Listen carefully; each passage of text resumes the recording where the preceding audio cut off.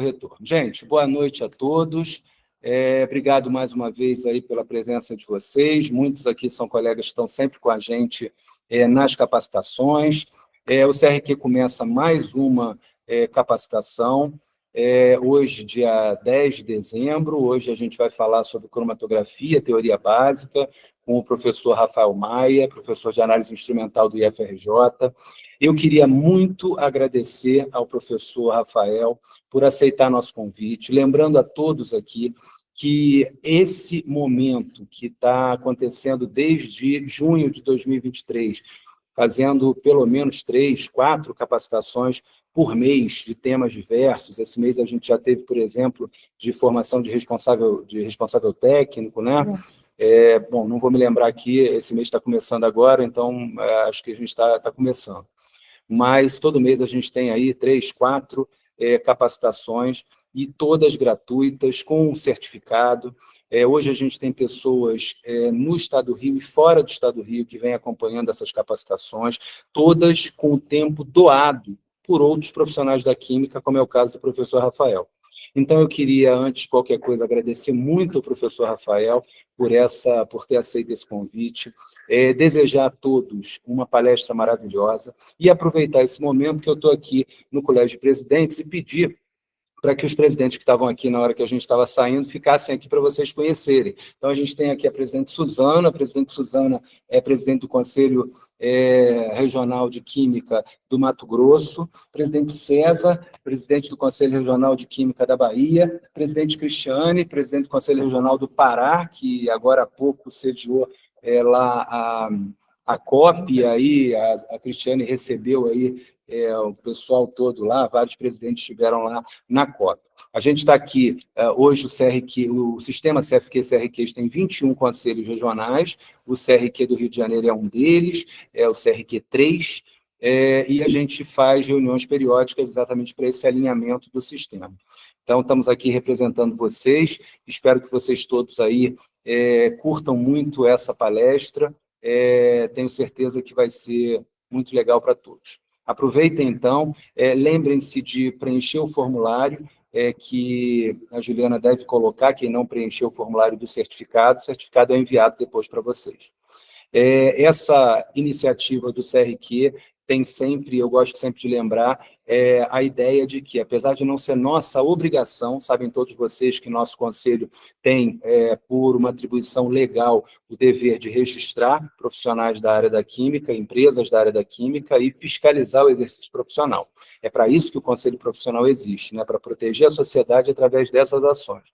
Mas a gente entende que não custa nada, através dessa nossa ajuda mútua, vamos chamar assim, usar o CRQ como um centro para fazer capacitação. A gente sabe que com isso a gente está estimulando a reciclagem que pode ser usada para um primeiro emprego de profissional ou para a requalificação daquele que perdeu o emprego e que está precisando se capacitar, porque as coisas mudam. Cromatografia, por exemplo, não sei, Rafael, se você sabe, mas minha vida profissional começou no CEMPES, no Centro de Pesquisa da Petrobras, com o Scott, com o Flávio Cortinhas Albuquerque.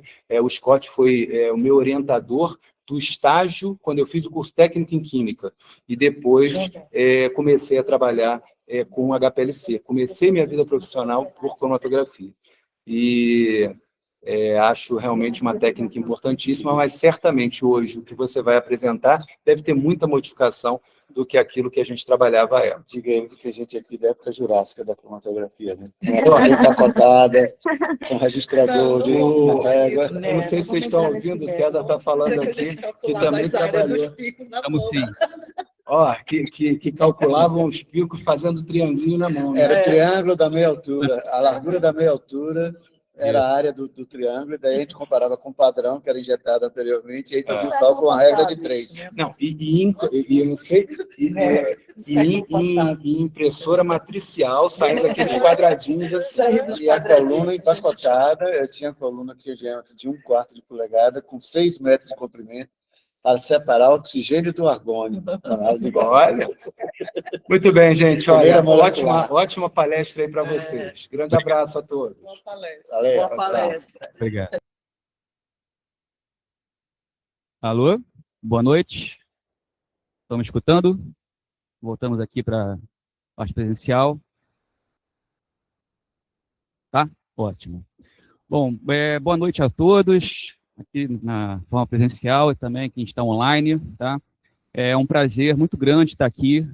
Agradeço muito o convite feito pelo professor Arley, né, presidente do Conselho, meu colega lá do Federal. É um prazer realmente estar aqui. E vamos começar, né? Vamos começar. A palestra ela vai se tratar a respeito de princípios básicos de cromatografia, né? A cromatografia é uma técnica muito ampla, né? Tem vários detalhes, várias variações, nuances. Então, vamos começar pelo início, né? E se vocês gostarem, de repente, a gente volta com outra oportunidade para poder falar outras abordagens e outras variações a respeito da cromatografia, tá? Vamos lá. Então, rapidamente, me apresentar, né, oficialmente. Eu sou o professor Rafael Maier, né? Quem tiver interesse, também estou dando aqui o meu e-mail institucional, tá? Para contato.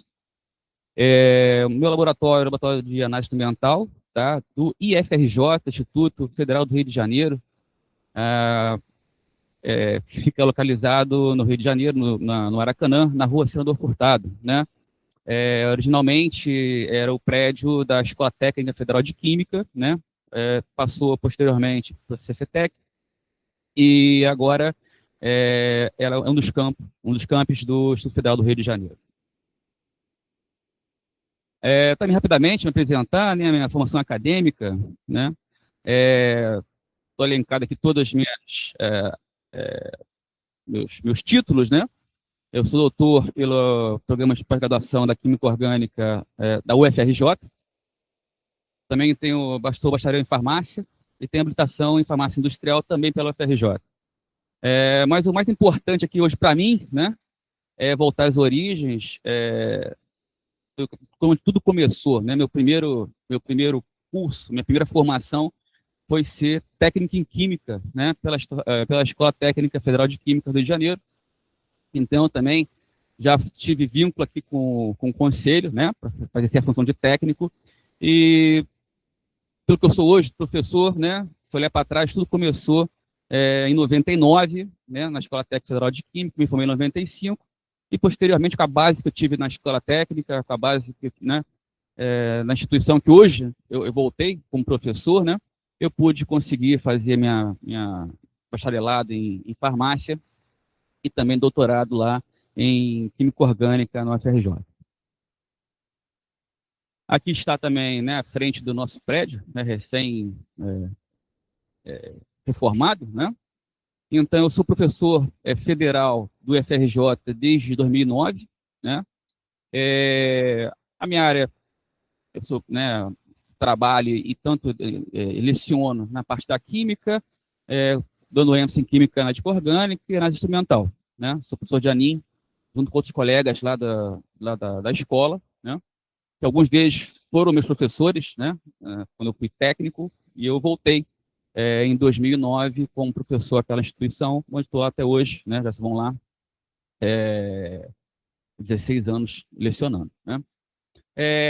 Eu dou aula de instrumental, então dou aula de cromatografia, as técnicas principais, cromatografia líquida e gasosa, mas tem outras técnicas instrumentais, potenciometria, espectrofotometria molecular, dissociação atômica, né, emissão atômica também, para diferentes cursos técnicos de graduação.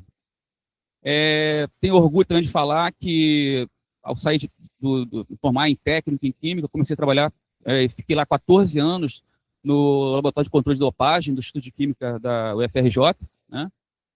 Onde eu consegui aprender muito e pude, em paralelo, também fazer tanto a faculdade de farmácia quanto a minha pós-graduação, doutorado. Então, essa experiência no controle de dopagem, né? E lá, no controle de dopagem, eu trabalhei muito, né, com a cromatografia gasosa de alta resolução, né? E com a cromatografia líquida também de alta eficiência, sejam elas acopladas ou não à espectrometria de massa, tá? E também acho importante ressaltar, também é um motivo de muito orgulho, né, que em 2021, eu, em conjunto com os professores lá da equipe de instrumental, professores da UF, professores da UFRJ, a gente lançou um livro na Instrumental, uma abordagem prática, tá? Que está aqui, para quem quiser, tiver interesse, tá? É só escrever no Google, né? Na Instrumental, uma abordagem prática, que você será submetido a esse livro online, né? Você pode adquirir, né, todo o livro, ou parte do livro, capítulos, páginas, tá? E aí eu escrevi esse livro, né? Vou voltar um pouquinho para cá.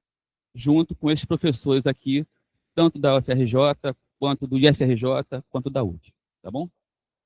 Então, para quem estiver interessado também, é uma boa fonte de consulta.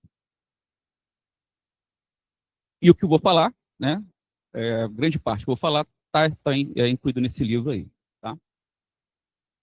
Muito bem, então vamos começar, né? Então, sempre quando se fala de cromatografia, né? A primeira item que a gente leciona, explica para a turma, né? Quem nunca viu cromatografia, talvez só tenha escutado o nome, né? A respeito do experimento de Tissot.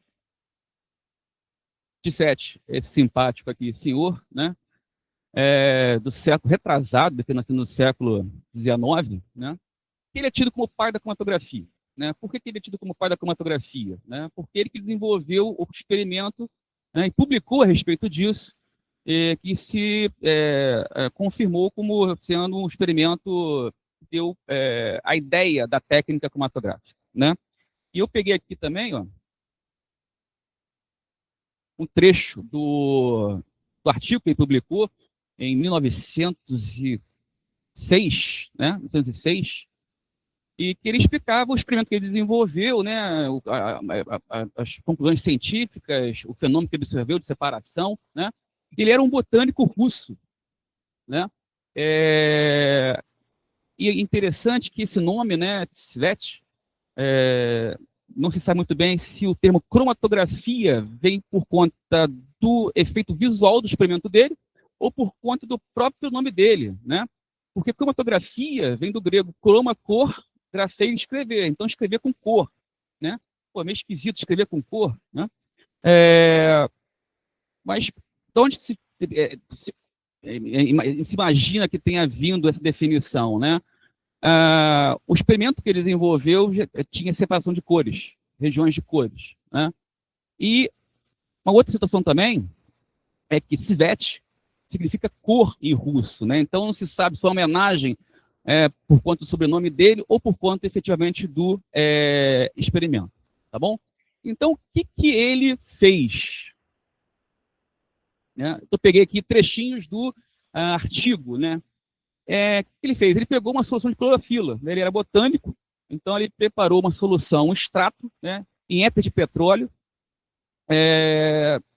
de clorofila, que ele extraiu de uma planta lá com que ele trabalhava, né? Éter de petróleo, sim, só para explicar, é um solvente, é uma mistura de hidrocarbonetos, né? Não é uma função éter, tecnicamente, né? Não é uma função oxigenada, né? Na verdade, é uma mistura de hidrocarbonetos. Então, o que ele fez? Né? Ele fez uma amostra. Está aqui, ó, a amostra, né? Tem um extrato de clorofila, né? De plantas que ele trabalhava em éter de petróleo. Né? E o que ele fez com esse extrato? Né?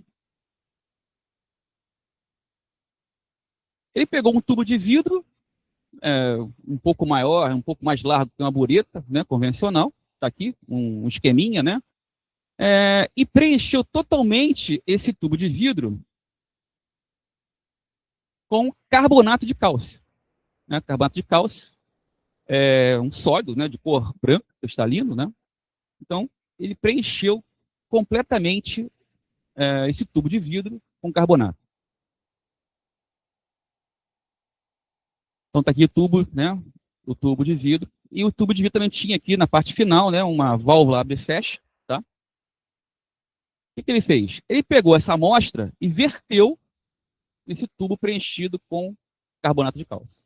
Tá? O que ele observou? Né? A válvula estava aberta aqui, né? Então, por gravidade, né?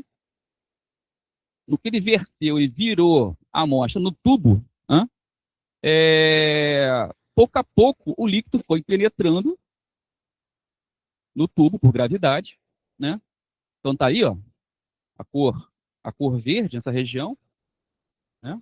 Que é o quê? A amostra colocada aqui no início do tubo contendo carbonato, né? E aí, abrindo aqui embaixo, por gravidade, né, que começou a descer. E conforme o material, né, essa amostra ia descendo, ele ia completando o tubo com mais solvente, mais éter de petróleo. Ele ia vertendo também, sempre botando mais éter de petróleo. Por coincidência, né, era o mesmo solvente que ele usou na extração, poderia não ser, poderia ser solvente diferente, tá? E aí, esse éter de petróleo ele ia completando para facilitar a fluidez da passagem, né, para descer esses componentes aqui, né, na minha amostra, por dentro desse tubo contendo carbonato. O que ele observou? O que chamou a atenção dele, né? Isso que levou ao artigo, né, desenvolvido. Conforme a amostra do extrato de clorofila ia penetrando nesse tubo, pouco a pouco essa cor, nessa região verde, ia sumindo e ao longo do tubo foram desenvolvendo outras regiões de diferentes cores. Então tinha uma região mais azul escuro, azul mais clarinho, verde mais claro e amarelo. E o deslocamento dessas regiões pelo tubo, ele observou também que tinham velocidade de deslocamento diferente, né? Então todo mundo entrou junto aqui, mas por algum motivo, por exemplo, o amarelo, né? Essa região amarela está se deslocando mais rápido do que a região azul, né? Ele ficou intrigado por isso, tá bom?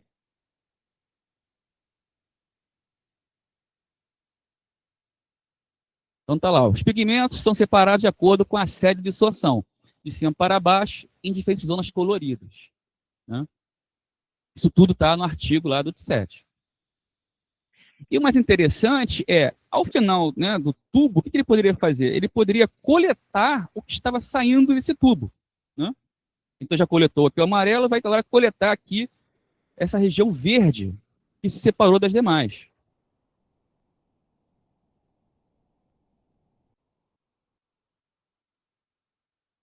Então está aqui, separando aqui o composto verde, né? A substância verde que estava na amostra, e já o amarelo separado. Ainda falta o quê? Falta separar tanto o azul claro quanto o azul escuro. Bom, vamos, aí, já que a teoria básica de cromatografia, vamos começar a introduzir alguns nomes muito usados em cromatografia, né? O que o Tset fez? Ao preencher esse tubo de vidro, né, parecendo uma borboleta aí, com carbonato, o que ele está fazendo? Ele está empacotando, né? Você preencher um tubo contendo com uma substância característica, a gente chama de empacotamento. Tá legal? O ato dele virar a amostra no início do tubo, né, a gente fala que tem uma transferência. No equipamento, né, quando a gente fala de equipamento lá de cromatografia, né, o equipamento que faz a cromatografia eu chamo de cromatógrafo. Então, no cromatógrafo, essa transferência ela ocorre num setor característico denominado de injetor. Então, nesse experimento, está simulando o que acontece no injetor do cromatógrafo.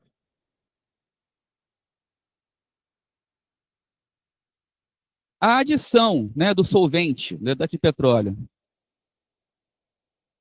se deu em fluxo contínuo, para proporcionar uma completa separação, tá?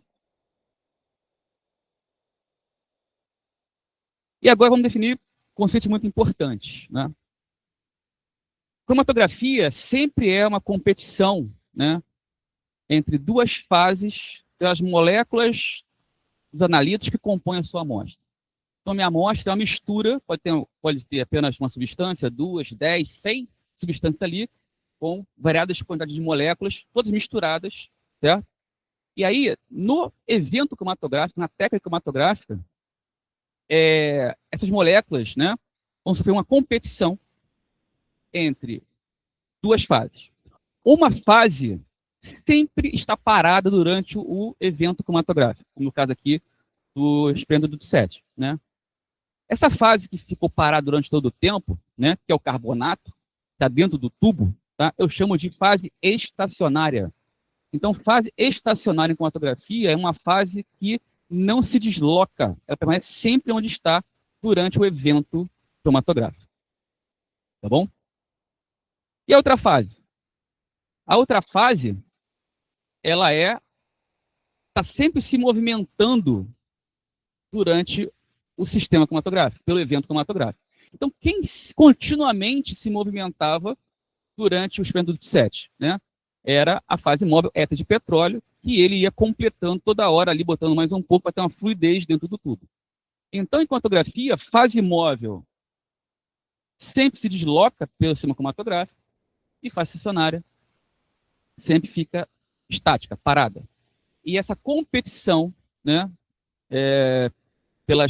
entre as fases, pelas moléculas do analito, é que faz, né, a separação. Tá? Agora, vamos evoluir também um pouco mais. O tubo que contém a fase estacionária também recebe o nome característico em cromatografia, eu chamo de coluna.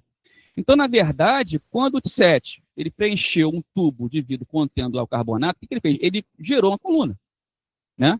Ele montou uma coluna empacotada, que a gente diz, tá?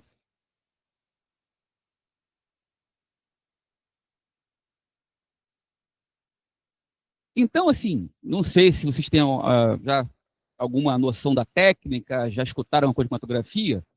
Os dois grandes grupos de análise cromatográfica hoje, né, a gente divide assim, dois grandes grupos, é a cromatografia líquida e a cromatografia a gás. Então, qual é a diferença nessa classificação? É muito simples. Eu vou falar que a cromatografia gasosa, ou a gás, se a fase móvel for o quê no meu sistema? O gás. Esse gás chama de gás de arrasto ou gás carreador. Tá? Por outro lado, se a minha fase móvel no meu sistema cromatográfico montado ela for líquida, eu estarei fazendo o quê? Cromatografia líquida, ou a líquida. Né? Então, nesse caso aqui, que tipo, né, em relação à fase móvel, que tipo de cromatografia é o experimento do TSET? Cromatografia líquida, porque a fase móvel foi o quê? Foi a mistura de solventes líquidos. Né? Na verdade, é o éter de petróleo, que é a mistura de hidrocarboneto. Tá bom?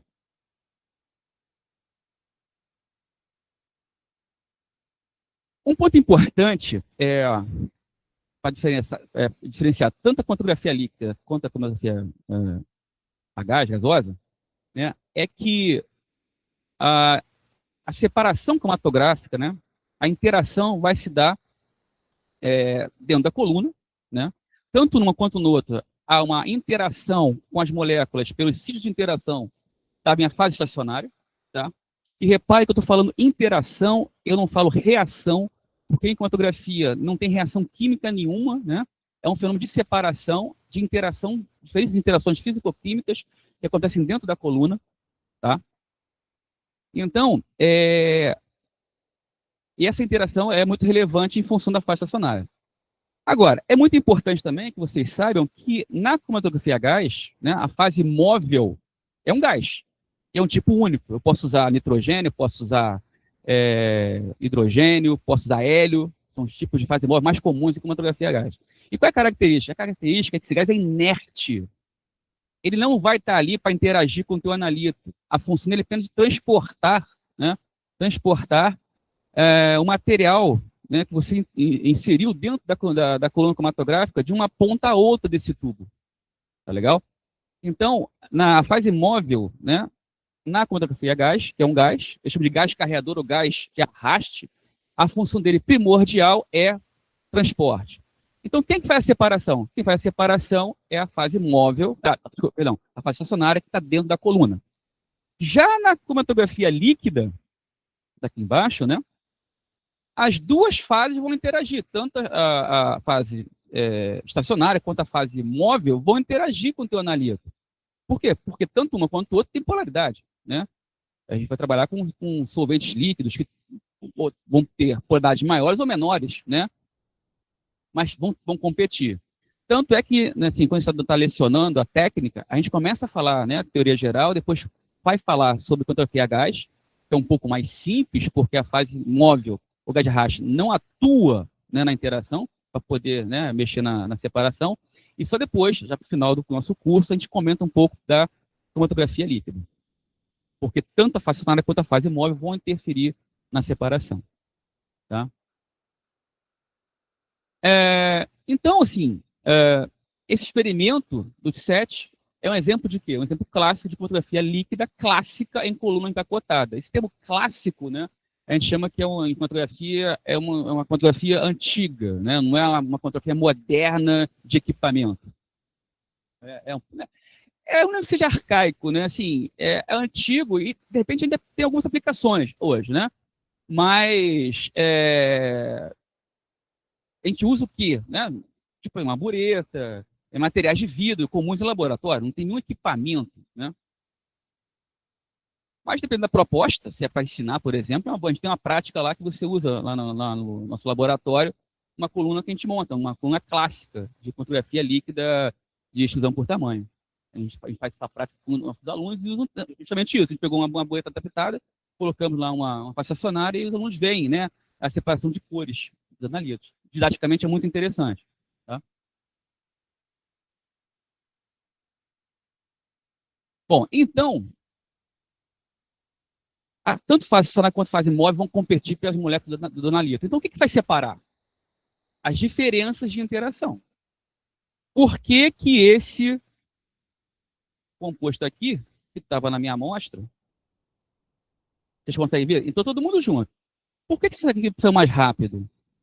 Por que isso aqui meio que demorou um tempo intermediário? Por que isso vai demorar mais para sair? Dos 4 aqui, quem vai ser o último a sair do tubo, da coluna? É o azul escuro. Mas por que isso? Porque a sua velocidade de deslocamento é menor. Mas por quê? Porque ele está interagindo mais com quem? Está interagindo mais com a fase estacionária. A afinidade química desse composto, eu nem sei qual é, né? É muito maior com a fase estacionária que eu estou usando, que é o carbonato, né?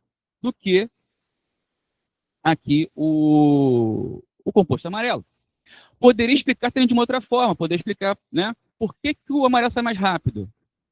Porque o composto amarelo tem mais afinidade, né, química com a fase móvel que eu estou utilizando do que o composto azul. Tá? É questão de interação. Tá? Então, assim, se eu perguntar para vocês, né, imaginando que cada região dessa, tá, de respeito a uma substância que estava aqui, que estava na mistura da amostra de clorofila, né? Vamos imaginar que eu tenho apenas esses 4 compostos aí, né? Tem como saber quem é o composto mais polar, quem é o composto menos polar? Só observando o sistema cromatográfico montado? Tem como saber. Porque o que faz separar? Basicamente, né, inicialmente, 2 características da molécula, né, vão ser fundamentais na separação cromatográfica. A primeira é tamanho, massa molecular. Tá? E a segunda, muito importante, é a sua polaridade.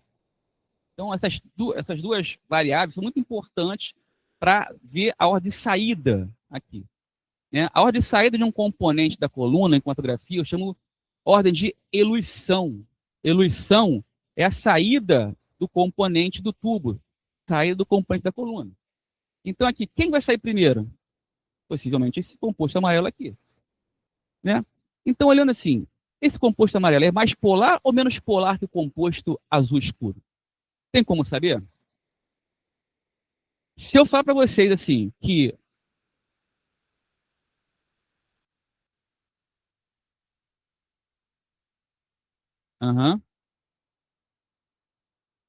Então vamos lá, então vou analisar aqui, vamos ver com calma aqui. Primeira coisa que eu tenho que falar para você é o seguinte, para eu te responder isso, sem saber qual é a substância, né, porque eu não estou te mostrando nenhuma molécula aqui, né? Sem a gente saber disso, a gente tem que fixar. Vamos imaginar que todos esses compostos possuem o mesmo tamanho, mesma massa molecular. Por que eu tenho que fixar isso? Porque se eu quero separar por polaridade, eu tenho que fixar o tamanho. Se eu quero separar o tamanho, eu tenho que fixar o quê? Todo mundo tem uma polaridade, certo? Então, para poder discutir aqui, né? Todo mundo aqui tem mesma... Vou imaginar que todo mundo tem o mesmo tamanho. Claro que no mundo real, nem sempre acontece, na maioria das vezes não vai acontecer isso, né? Mas tudo bem. Então, se todos têm o mesmo tamanho, a separação não vai se dar por tamanho, né? Não teria separação.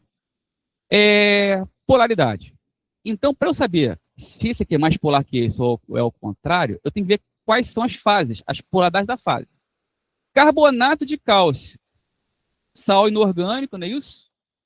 Temos o que aqui? Temos ligação iônica, né? Atração eletrostática, cálcio mais 2, ânion carbonato. Isso é um composto muito polar. Então, a fase estacionária que eu estou usando aqui na cromatografia, ela é muito polar. Então, compostos polares, muito polares, que estão na minha amostra, vão interagir mais com a fase estacionária, né? Ficando o quê? Ficando um pouco para trás, se deslocando com menor velocidade. Por outro lado, na fase imóvel, o que eu tenho? Eu tenho éter de petróleo. Se eu tenho éter de petróleo, ele é um hidrocarboneto, hidrocarboneto. São compostos apolares. Então, a fase imóvel, ela tem uma apolaridade elevada, enquanto que a fase estacionária, ela é muito polar. Tem que ser assim? Tem. Eu tenho que ter um contraste de polaridade entre as duas fases. Né? Por quê? Porque imagina, se eu usar uma fase estacionária de mesma polaridade da fase imóvel, o que vai acontecer? Muito provavelmente, a fase imóvel vai solubilizar a fase estacionária. Se a fase imóvel solubilizar a fase estacionária, o que vai acontecer? No que a fase imóvel passar pela coluna, vai arrancar quem? A fase estacionária. Vai deixar de... Né? E eu não quero isso, eu quero que ela fique todo o tempo dentro do sistema aqui, certo?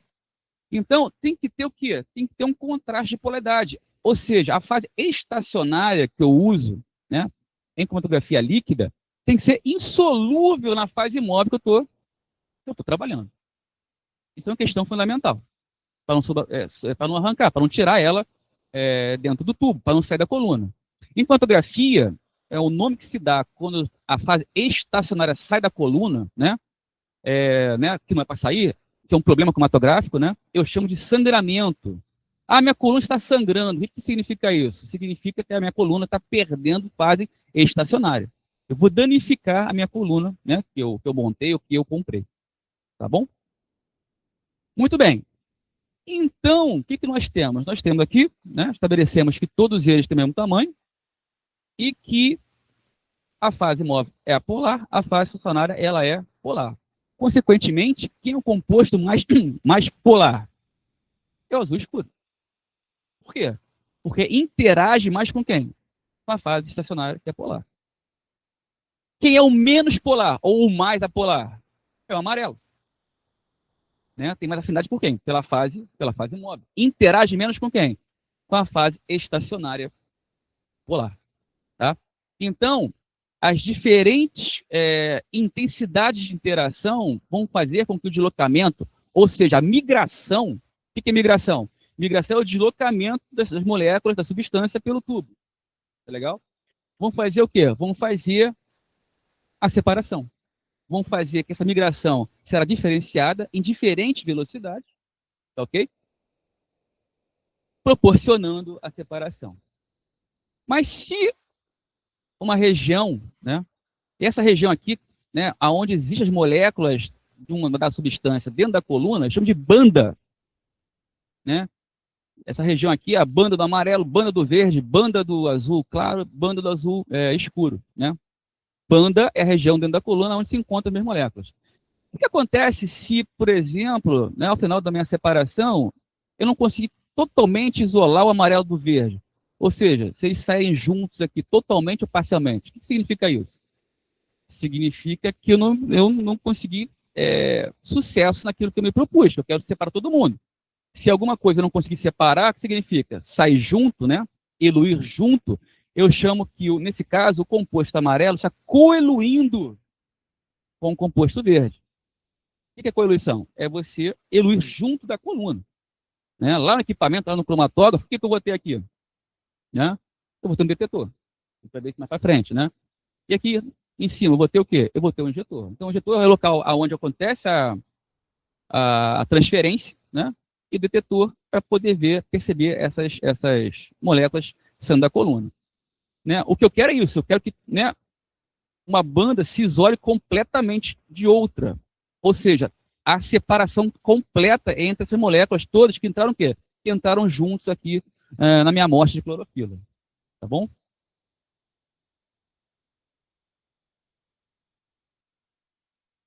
Bom, tá aí migração, né, que é outra terminologia, deslocamento, e aí a gente define que a mais polar como eu tinha falado, é a azul, tá? Mais retido, e o verde é o composto menos polar, ficou menos retido. O que acontece se eu montar uma coluna, né, ou comprar uma coluna, né, em que agora a fase estacionária ela é apolar? É possível? Sim, é só preencher a coluna com um composto que é apolar. Nesse caso, se eu, nesse experimento, eu trabalhar com uma coluna de fase estacionária apolar, consequentemente, como fase móvel, tem que ser o quê? Se for em fotografia líquida, né? Em fase móvel, eu tenho que ter o que tipo de composto? Um composto polar, ou mistura de compostos que resulta em quê? Em uma fase móvel polar. Para, de novo, ter um contraste para a fase estacionária ser o quê? Insolúvel na fase móvel. Eu inverti as polaridades. E se eu invertir as polaridades, o que deve acontecer aqui, ó, com essa ordem de saída, com essa ordem de eluição dos componentes? Vai inverter, muito provavelmente, perfeito, deve inverter. Né? Então, possivelmente, né, o azul vai eluir primeiro, enquanto que o amarelo vai eluir por final, fica mais tempo retido. Tá? Então, você controla sempre a ordem de eluição de acordo com as características do teu sistema cromatográfico que você montou. Tá? Só um parênteses, antes de eu trocar de slide. E se eu falar para vocês, né, vamos supor agora, que todos esses compostos aqui possuam a mesma polaridade. Não é tão comum, mas pode acontecer. Tá? Imagina que todo mundo aqui, esses 4 compostos, essas 4 bandas aqui, né, um para cada composto, vamos supor que sejam mesma polaridade, mas tamanhos diferentes. Eu sei que possuem tamanhos diferentes.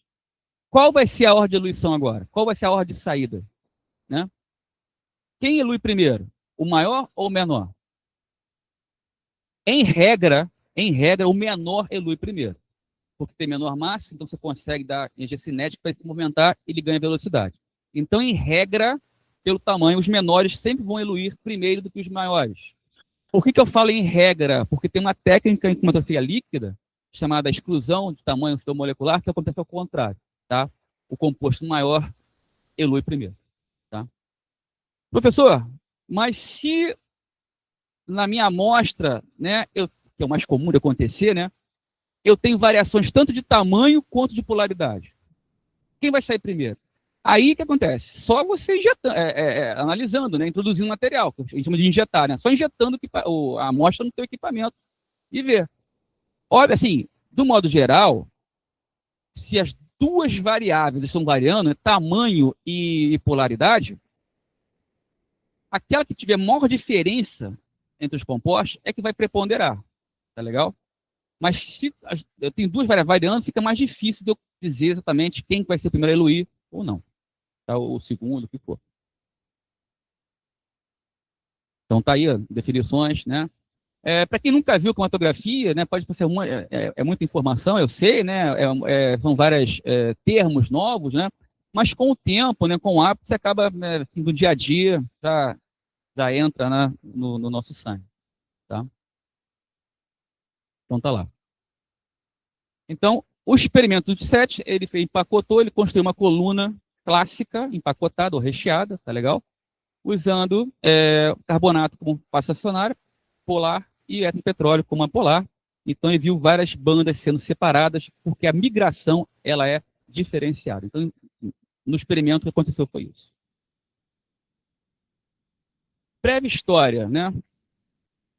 Tecnicamente, cromatografia é uma técnica de separação. Cromatografia é uma técnica de separação. Tá? Usando que princípio?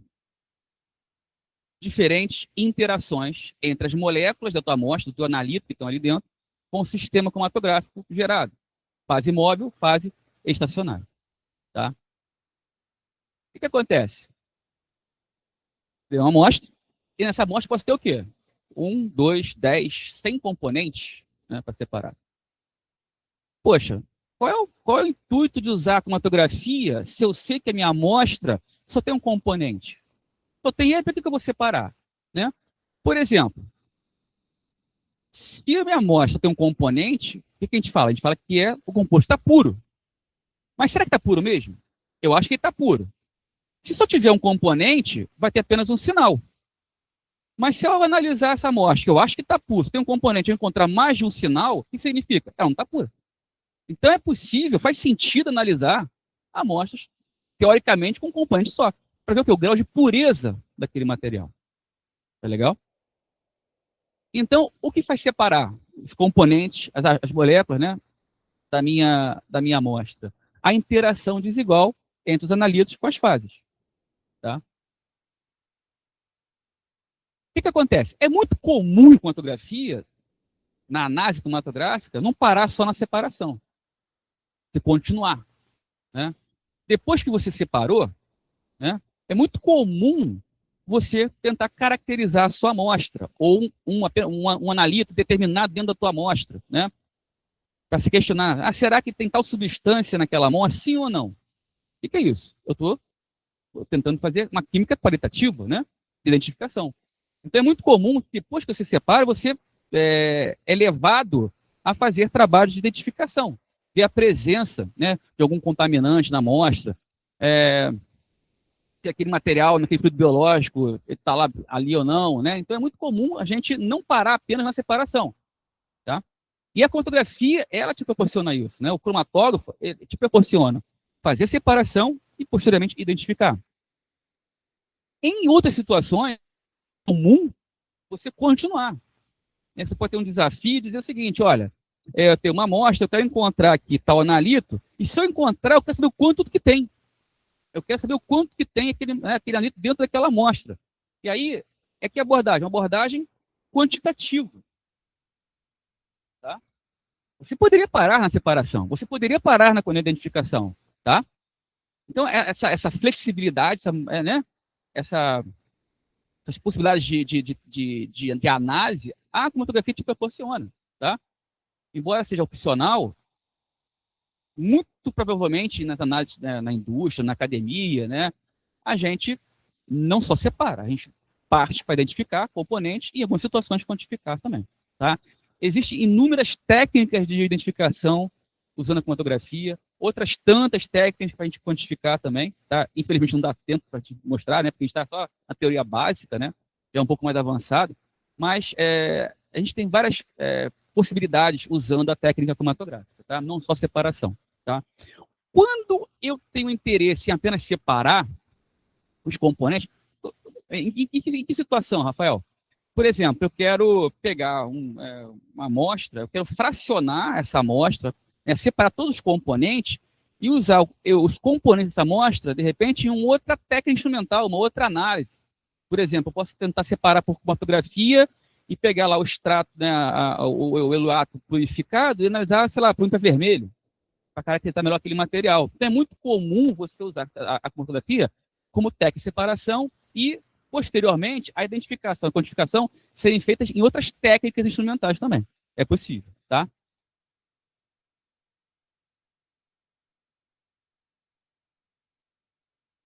Isso é fundamental, né? A gente lá na instituição, lá em sala de aula, né, quando eu dou cromatografia, eu sempre falo para meus alunos o seguinte,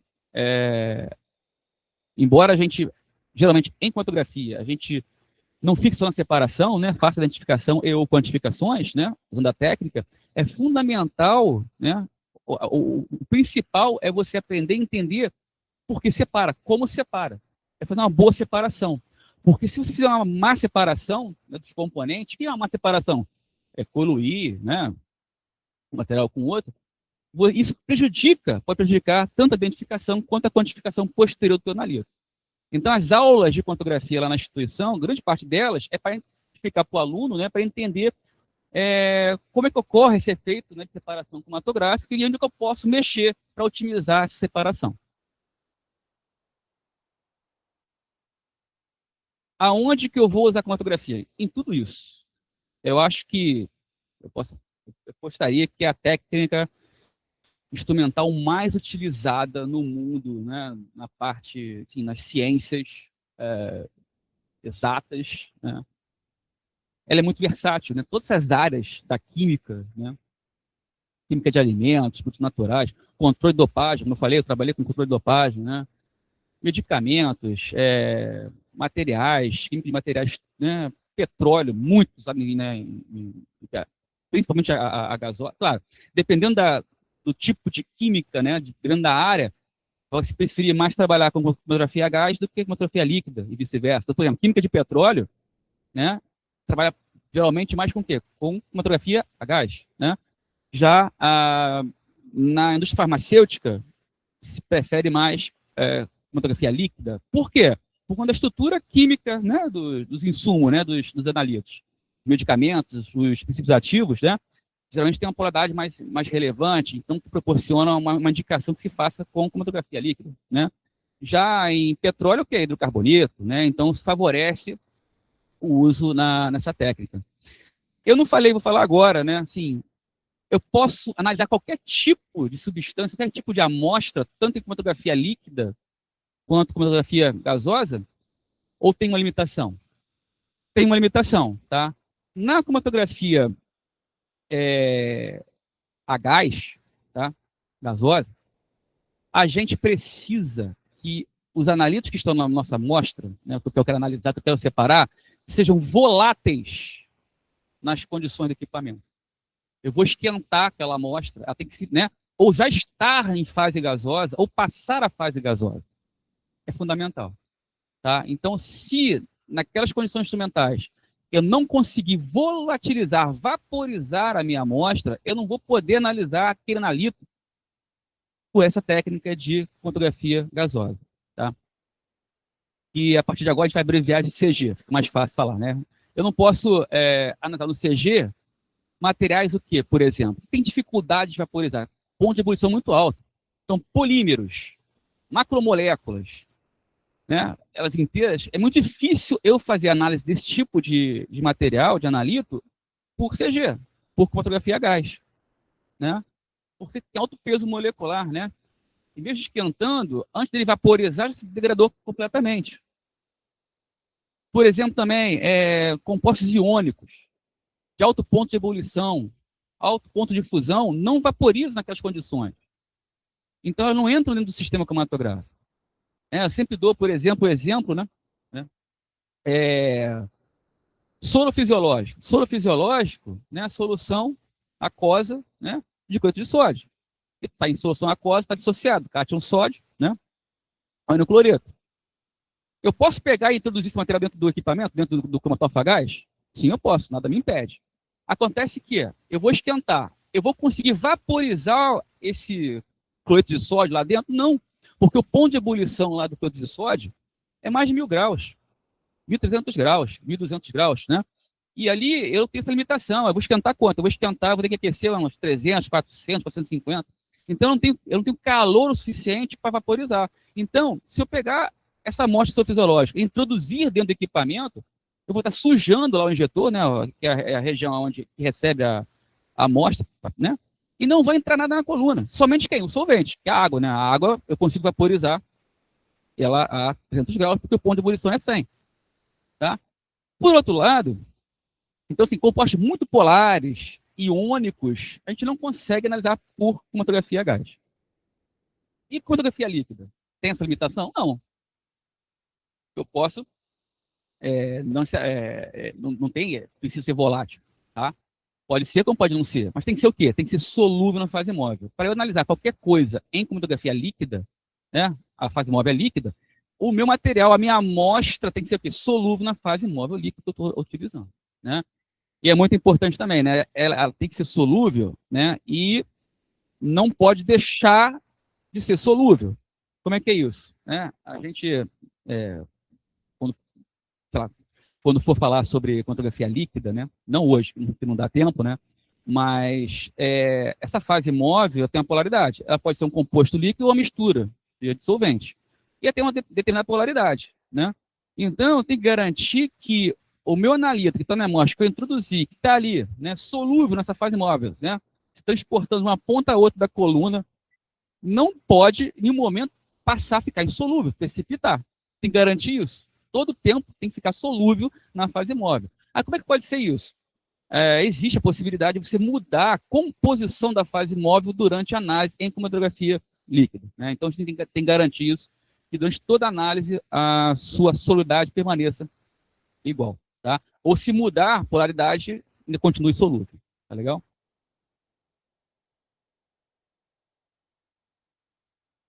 Bom, não vou me deter muito, né? Mas o que é uma amostra? A amostra é uma representação de um todo, né? Eu não vou analisar todo o lote de produção de um medicamento, eu vou fazer uma seleção baseada em estatística, né? Uma equação estatística, vou selecionar, fazer uma amostragem e vou analisar essa amostra, né? É uma representação de um todo, tá bom? É ali que eu vou investigar. Como eu falei, posso ter um ou mais componentes, eu posso ter interesse na análise em todos os componentes, ou posso ter interesse em apenas um componente. Tá, mas Rafael, mas isso serve para quê? Não, é o seguinte, a substância que eu tenho interesse em analisar, eu chamo de analito-alvo. Certo? Então, assim, todos os componentes da minha amostra possam ter interesse. Então, se eu quero analisar por cromatografia todos os componentes, o que eu tenho que garantir? Que todo mundo esteja o quê? Separado. Em cromatografia, o que significa estar separado? Né? É um outro termo, outra palavrinha. É estar resolvido. Estar resolvido é estar separado, né? Um em relação ao outro. Agora, Rafael, é o seguinte, eu tenho aqui uma amostra que eu quero analisar, ela tem 20 componentes, mas eu só estou interessado em analisar, identificar e quantificar um componente que é um interferente aqui do meu processo, né? Que está em pequena quantidade. O restante não me interessa. Então, se não interessa, você não precisa separar todos os componentes um em relação ao outro, né? Você pode se preocupar apenas o quê? Separar aquilo que te interessa. Isolar ele, né, na análise cromatográfica, né, na corrida cromatográfica. O que é corrida cromatográfica? É análise cromatográfica, né? Eu só estou interessado naquela substância, então eu tenho que garantir que ela esteja isolada, não os demais. Tá legal? Agora, eu quero publicar, eu quero fazer uma metodologia que eu vou gerar um artigo científico. É recomendado que você faça uma boa separação de todo mundo, né? Se isso é uma abordagem científica. Então, cada caso é um caso, né? Você vai ter que ver o que é o teu interesse na tua análise. E, obviamente, toda a análise, né, que vai fazer, ela está baseada numa matriz. O que é a matriz? É um ambiente químico. Existem matrizes que a gente vai analisar aqui em cromatografia mais simples, então isso facilita a tua análise cromatográfica. Outras são matrizes mais complexas, por exemplo, urina, né? É uma matriz complexa, então vai te dificultar essa análise cromatográfica, mas tem como você fazer processos de separação, de extração prévios, antes de você usar o cromatógrafo, para purificar essa matriz, para melhorar essa matriz, né? E talvez, né, tirar algum interferente, né? Então, existem muitas possibilidades. Cada caso é um caso. Aqui que é melhor, o que é pior? Depende do que você quer. Né? Você faz a cromatografia, essa ferramenta, para te ajudar, né? Mas você tem que saber assim, o que eu quero fazer? Eu quero analisar todo mundo que está na minha amostra? Só alguns componentes? Né? Em que matriz? Vai ser difícil? Qual é o processo? Então, isso tem que levar em consideração durante a análise cromatográfica.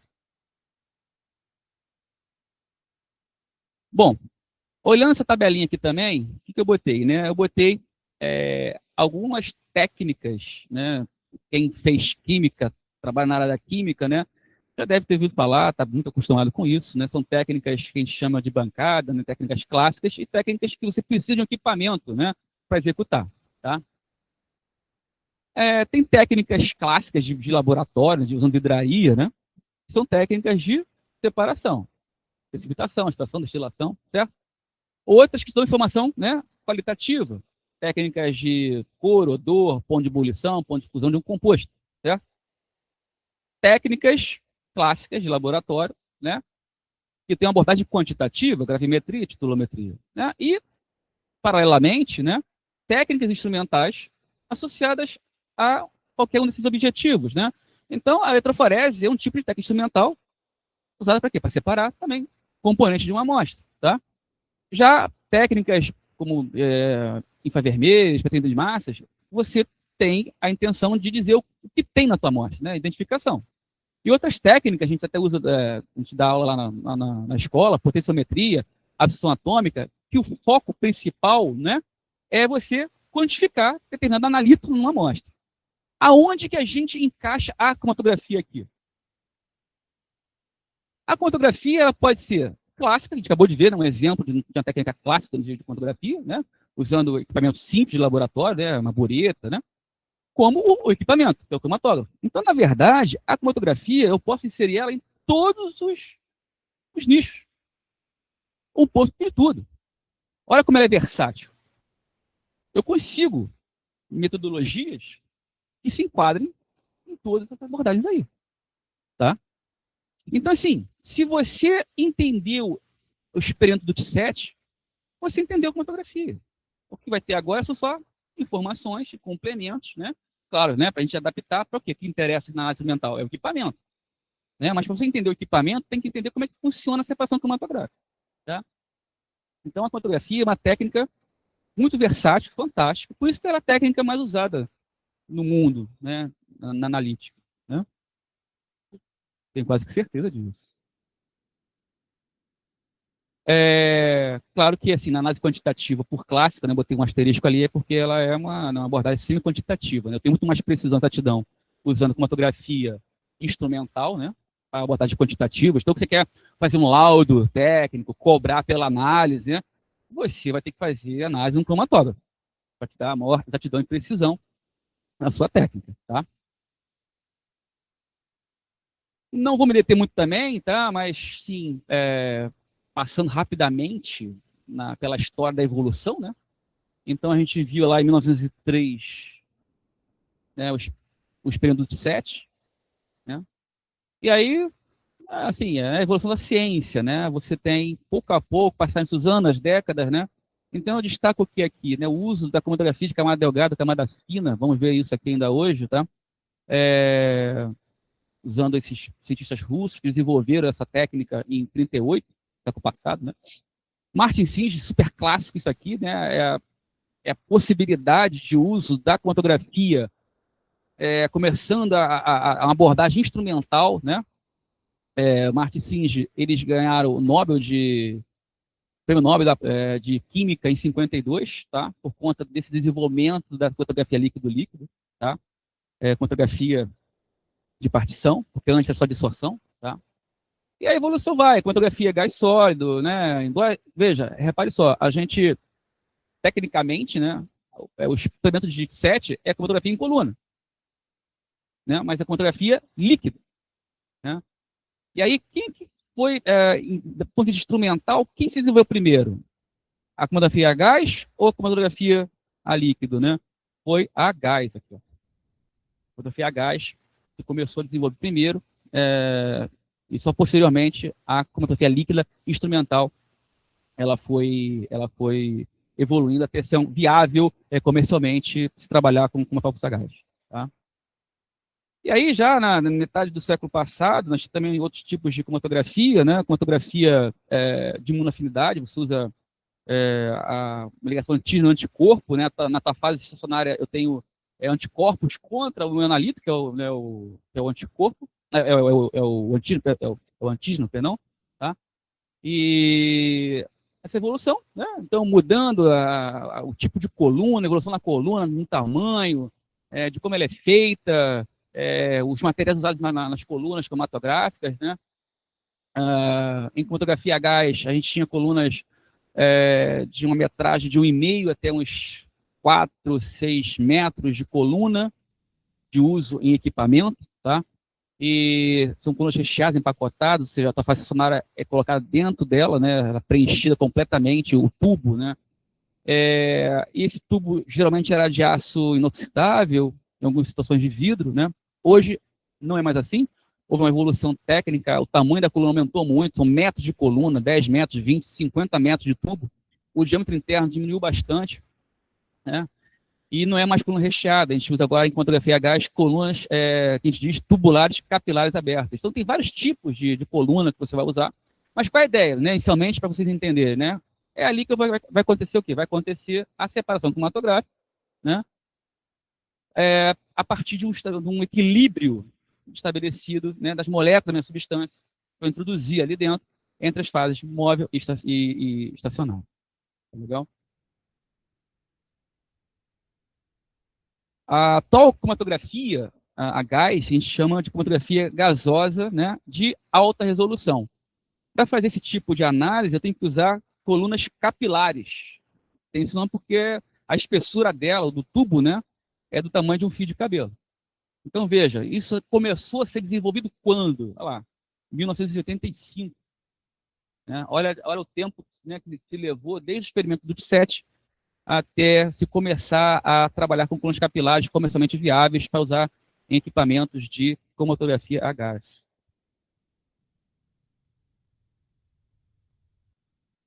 Bom, a cromatografia, do ponto de vista de equilíbrio da fase, deixa eu tomar um pouquinho de água aqui.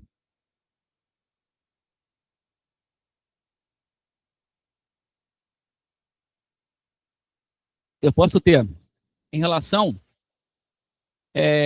a esse equilíbrio, eu posso ter cromatografia de adsorção, né? A adsorção, o meu analito, né? A minha molécula, da minha substância que eu quero separar, a bolinha azul aqui, ela vai ter uma interação com sítios ativos, tá? Para quem está online, esse amarelo aqui, cortadinho aqui, é o meu suporte, é a minha fase estacionária, tá legal? Essa estrelinha aqui laranja é o sítio de interação, é o grupo funcional da fase estacionária do composto que está sendo exposto para o ambiente. E aqui a bolinha azul é a minha molécula, tá? Que vai interagir, né, com esse sítio de interação. Então, se a fase estacionária ela é sólida e a móvel pode ser sólida, pode ser líquida ou pode ser gasosa nesse caso, tá? Eu digo que eu estou trabalhando com cromatografia de adsorção. Na cromatografia de adsorção, a fase estacionária ela é sólida, ok? E aí, reparem só aqui embaixo, né? As minhas moléculas, que essa bolinha preta, ela vai ficar aqui, interagindo na superfície da partícula da fase estacionária, tá?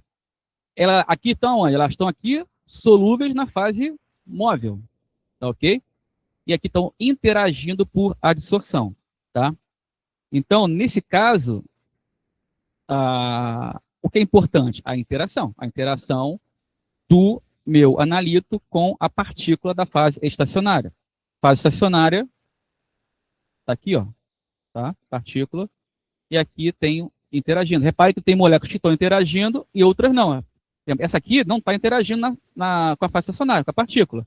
Ela está na fase móvel. Tá? Então há um equilíbrio, né? Durante o evento cromatográfico, durante a migração, partes estão interagindo, partes não estão. Mas quem controla isso? Várias condições físico-químicas vão controlar isso. Temperatura, né? A gente vai ver isso aqui daqui a pouquinho. Mas há um equilíbrio estabelecido.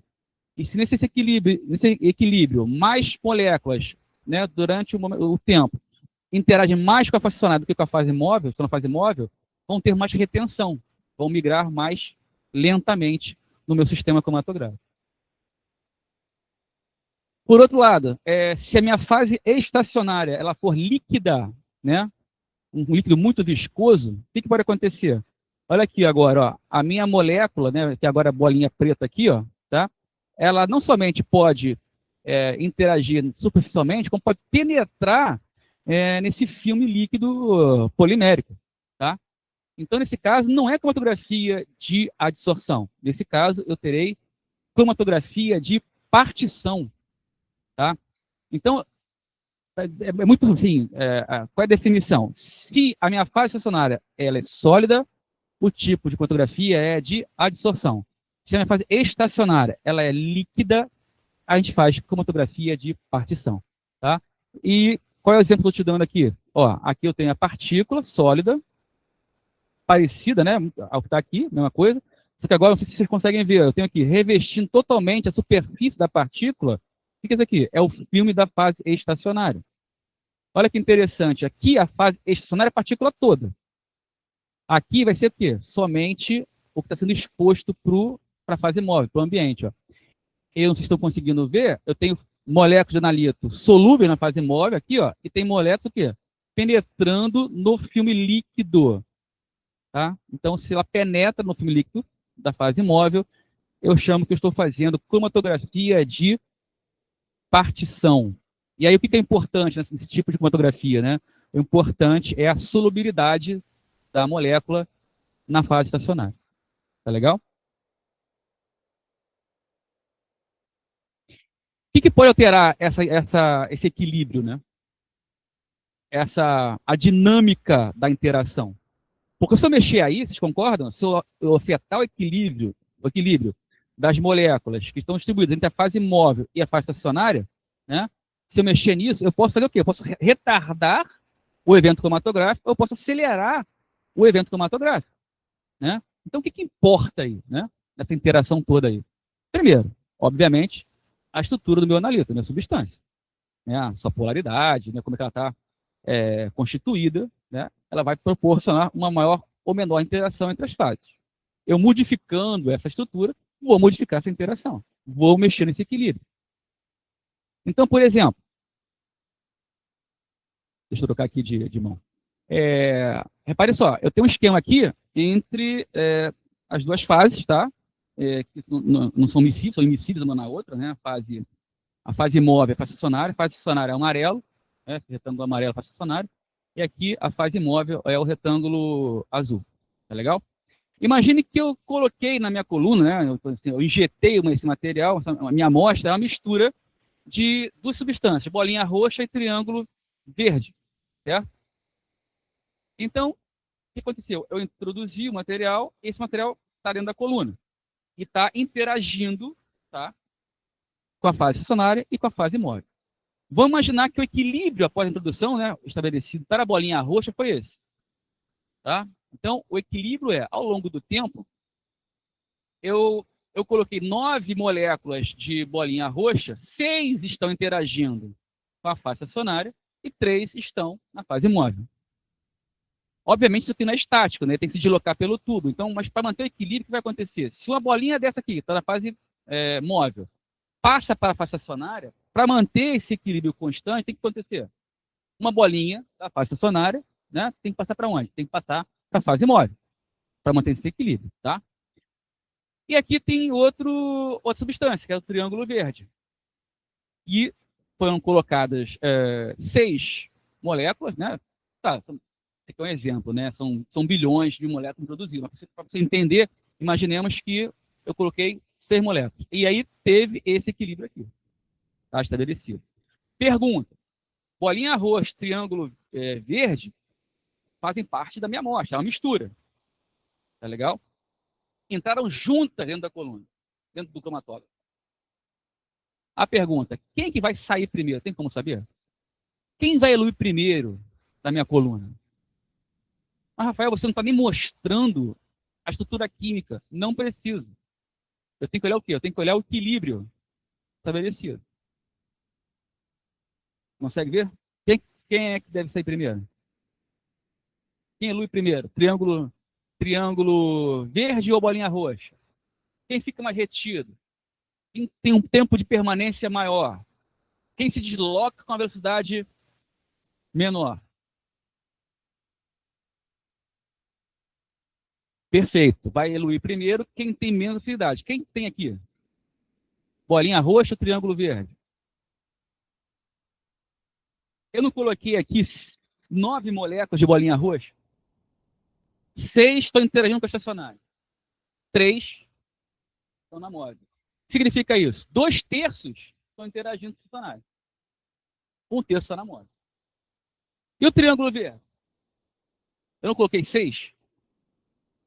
E aí? 1/3 está na estacionária. 2/3 estão na móvel. Consequentemente, você consegue perceber que a afinidade química com a fase estacionária mora onde? Na bolinha roxa. A bolinha roxa gosta de interagir mais com a fase, né, com o composto que é a fase estacionária, do que o triângulo verde. Consequentemente, o triângulo verde, ele migra, ele se desloca, ele percola é outro nome para migrar, tá legal? Pela coluna mais rapidamente. A velocidade de deslocamento do triângulo verde é maior do que da bolinha roxa. Consequentemente, o tempo de permanência do triângulo verde é menor, ele elui primeiro. E repare, todas as conclusões sem nem ver a estrutura química do meu composto. Tudo bem? O que acontece se eu agora dobrar a quantidade de moléculas introduzidas? Muda alguma coisa? Ou seja, aumentar a carga amostral, aumentar a massa colocada no meu sistema. Muda o tempo de permanência deles no né, no meu sistema cromatográfico. Então, o tempo de permanência não muda. Por quê? Vamos supor que eu agora dobrei a carga, agora eu estou colocando 18 bolinhas roxas. O que vai acontecer se eu colocar 18? Vai manter esse equilíbrio.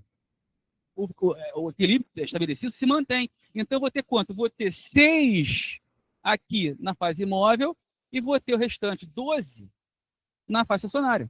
A proporção ainda é 2/3 na estacionária, 1/3 na móvel. Se eu dobrar também lá o triângulo verde, mesma coisa. Né? Se eu dobrar, eu botei 6, vamos supor, botei mais 12 moléculas ali, 12 do triângulo verde. Para manter o equilíbrio ainda, né? Vai ficar como? 8 na móvel e 4 na estacionária. A proporção ainda continua. Então, o tempo de permanência, que a gente vai ver mais para adiante, que é chama de tempo de retenção, não muda. Não muda se eu colocar mais massa, menos massa. Tá? Aumentar a quantidade amostral não muda o tempo de permanência. Mas o que pode mudar? A estrutura química da fase estacionária. Troquei de coluna, troquei de fase estacionária, troquei de composto, troquei de interação, troquei de equilíbrio. Olha o que aconteceu agora com a bolinha roxa. Botei a mesma quantidade, botei 9 bolinhas roxas aí. Ó. Só que eu troquei agora a fase. A fase estacionária era um composto amarelo, que estava na minha coluna. Agora está o quê? Agora é uma fase vermelha. Tem como saber se o tempo de permanência agora da bolinha roxa vai aumentar, vai diminuir ou vai ficar igual? Tem como saber? Tem, olha só. Consegue ver agora que o equilíbrio foi deslocado para onde? Para a fase móvel, concorda? Então, se o equilíbrio tem mais moléculas proporcionalmente na fase móvel da bolinha roxa, é que a bolinha roxa tem menos afinidade com quem? Tem menos afinidade com a fase estacionária vermelha. Interage menos. Se interage menos, ela não fica muito tempo, ela fica menos tempo retida. A migração vai ser o quê? Mais rápida. Ela ganha o quê? Maior velocidade de deslocamento. Consequentemente, o tempo de permanência da bolinha roxa nesse sistema aqui, obviamente, só mudei a fase estacionária. Tá? O restante foi tudo mantido. As condições instrumentais foram mantidas. Só toquei a coluna, né? Consequentemente, que o tempo de permanência se diminui, porque o equilíbrio foi mexido em para onde? Para a fase móvel. Tudo bem? Então, eu posso brincar, né?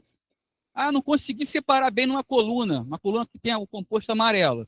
Pô, você tem a coluna do composto vermelho, tenta ver, troca esse tipo aí de coluna, de repente o teu composto separa melhor na coluna vermelha do que na amarela, ou vice-versa. Obviamente tem que ter mais condições para comprar mais colunas, né? O que mais que pode atuar também nesse equilíbrio, gente? A temperatura. É fundamental que vocês entendam, né? Esse equilíbrio estabelecido das moléculas, das substâncias que estão na minha amostra, que eu coloco dentro da coluna, né?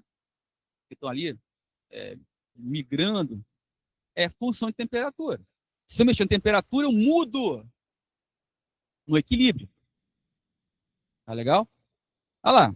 Novamente, bolinha roxa. Vamos ver aqui, ó. Coloquei 9 moléculas. Aí estabeleceu esse equilíbrio aqui. Vamos imaginar, tá, que isso aqui aconteceu a 200 graus, tá? Ou seja, a minha coluna ela foi aquecida no ambiente a 200 graus. Isso é comum em cromatografia a gás, tá legal? Bem comum fazer isso. Então, do início ao fim da minha análise, tá, eu botei a temperatura da coluna a 200 graus Celsius. E aí ficou nesse equilíbrio aqui. Qual é a pergunta? Se eu repetir toda a análise, tudo igual, não mudei nada, só muda agora a temperatura, né, em que eu aqueço a coluna, que a gente chama de temperatura do forno. Forno é um componente do cromatógrafo a gás, que é aquecido. Não, né, forno vai ter que aquecer, né? Em que obrigatoriamente eu aqueço. Eu tenho que aquecer a coluna para poder expulsar mais rapidamente os meus compostos que estão nela, porque são metros de tubo, né? Poderia ser a temperatura ambiente? Você pode, só tem um defeito de alargar a banda, ele demora muito a minha análise se a coluna em cromatografia a gás não fosse aquecida, tá?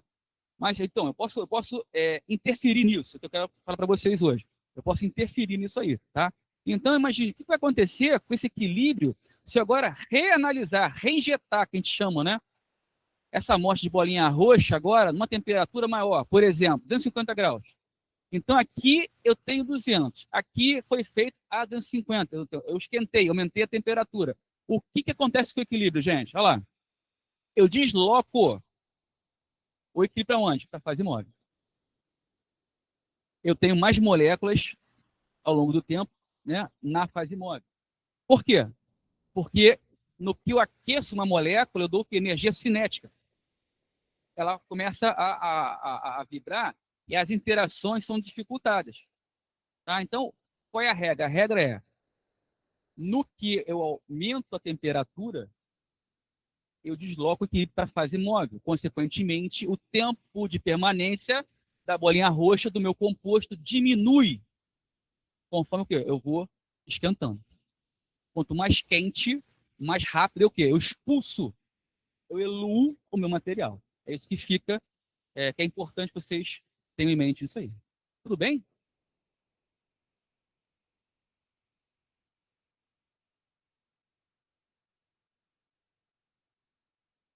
De modo geral, né, eu já falei sobre isso, tá?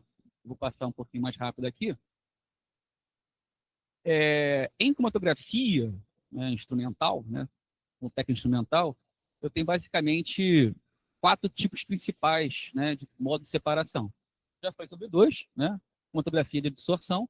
A fase estacionária ela é sólida, então a interação aqui com o meu sítio de interação superficial. Eu posso ter aqui, ó, um corte, uma coluna capilar tubular aberta, eu cortei, e estou mostrando para vocês aqui, ó, é o tubo em cinza. A fase estacionária fica nas paredes internas desse tubo aqui, tá? Essa cor meio azulada aqui é a fase estacionária.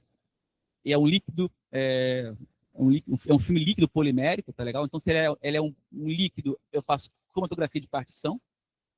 E eu uso isso na cromatografia a gás. Então, isso aqui, ó, é o quê? É o tubo, né, que restou, né? Aqui que passa a fase móvel gasosa. E como eu injeto alguma coisa, quando eu coloco alguma coisa, eu vou ter o quê? Eu vou ter as minhas moléculas solúveis na fase móvel aqui. Tá legal? Eu falei lá atrás que eu tenho um problema aqui, né? Só posso analisar por cromatografia a gás compostos voláteis, né? Eu posso analisar compostos sólidos em cromatografia a gás? Tem que ser volátil. A minha amostra pode ser gasosa? Pode. Já tá como gás, não tem problema nenhum. Pode ser líquido? Pode ser sólida? Pode. Qualquer tipo de fase, de estado físico da minha amostra é possível de você analisar em cromatografia a gás, tá?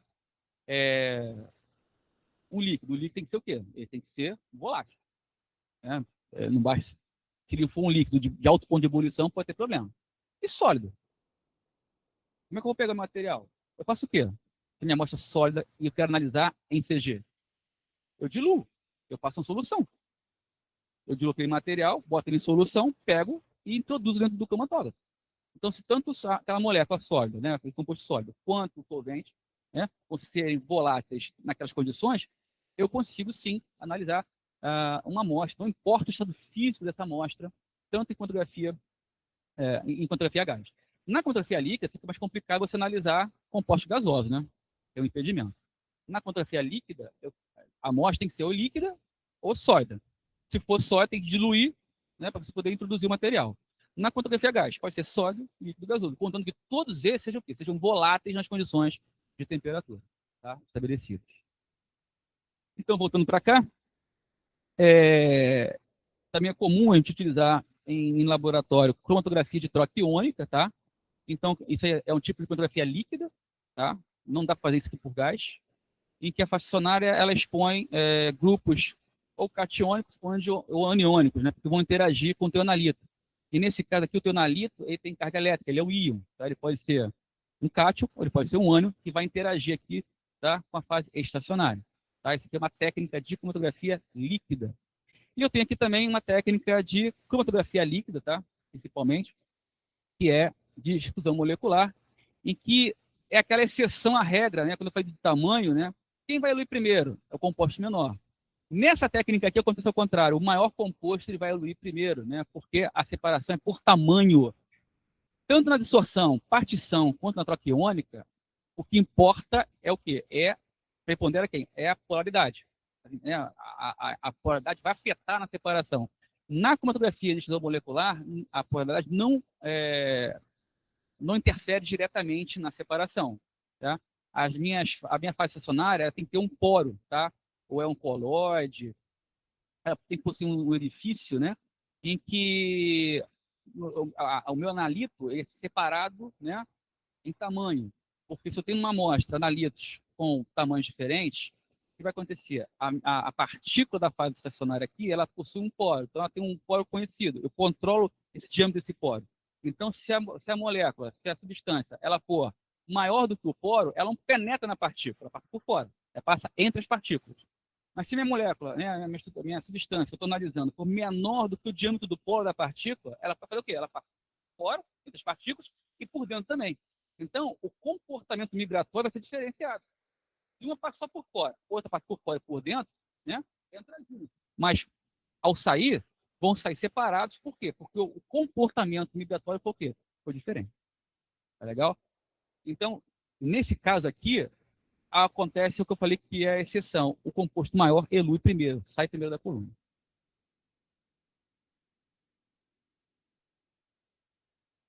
O deslocamento, tá, da banda cromatográfica dentro da coluna, ela não é reta, tá? Ela não é assim, ortogonal ao fluxo, tá? Há um leve deslocamento, né? Quando assim, tem moléculas na fase estacionária interagindo e aqui moléculas na fase imóvel. Tudo mais, peraí. Vou voltar. Tá aqui. Reparem que a banda está um pouco torta, um pouco deslocada. Por quê? Porque o ambiente químico é diferente, né? Aqui eu tenho um ambiente de uma dada densidade, né, da fase estacionária, pode ser sólido ou líquido, e aqui tem um outro ambiente também de densidade diferente disso aqui, entre as fases, né? Que pode ser, nesse caso, pode ser um líquido ou pode ser um gás. Consequentemente, né, a banda ela é um pouco distorcida aqui, tá? Nesse caso aqui, nesse exemplo aqui, é só para mostrar para vocês que para manter o equilíbrio estabelecido, né, foi o que eu disse, se tem uma molécula saindo daqui, né, da interação com a fase estacionária, e migrando para a móvel, para manter esse equilíbrio, tem que ter o quê? Alguém da móvel tem que ir para a fase estacionária para interagir, tá? Então, sim, inúmeros ciclos, né, são bilhões de moléculas, esses ciclos, né, estão sempre acontecendo dentro da coluna. Então, no que ela está se deslocando, a substância está se deslocando, moléculas ficam para lá e para cá, na fase estacionária e na fase móvel até eluir. Tá? É isso que esse desenho está mostrando aí. Tá?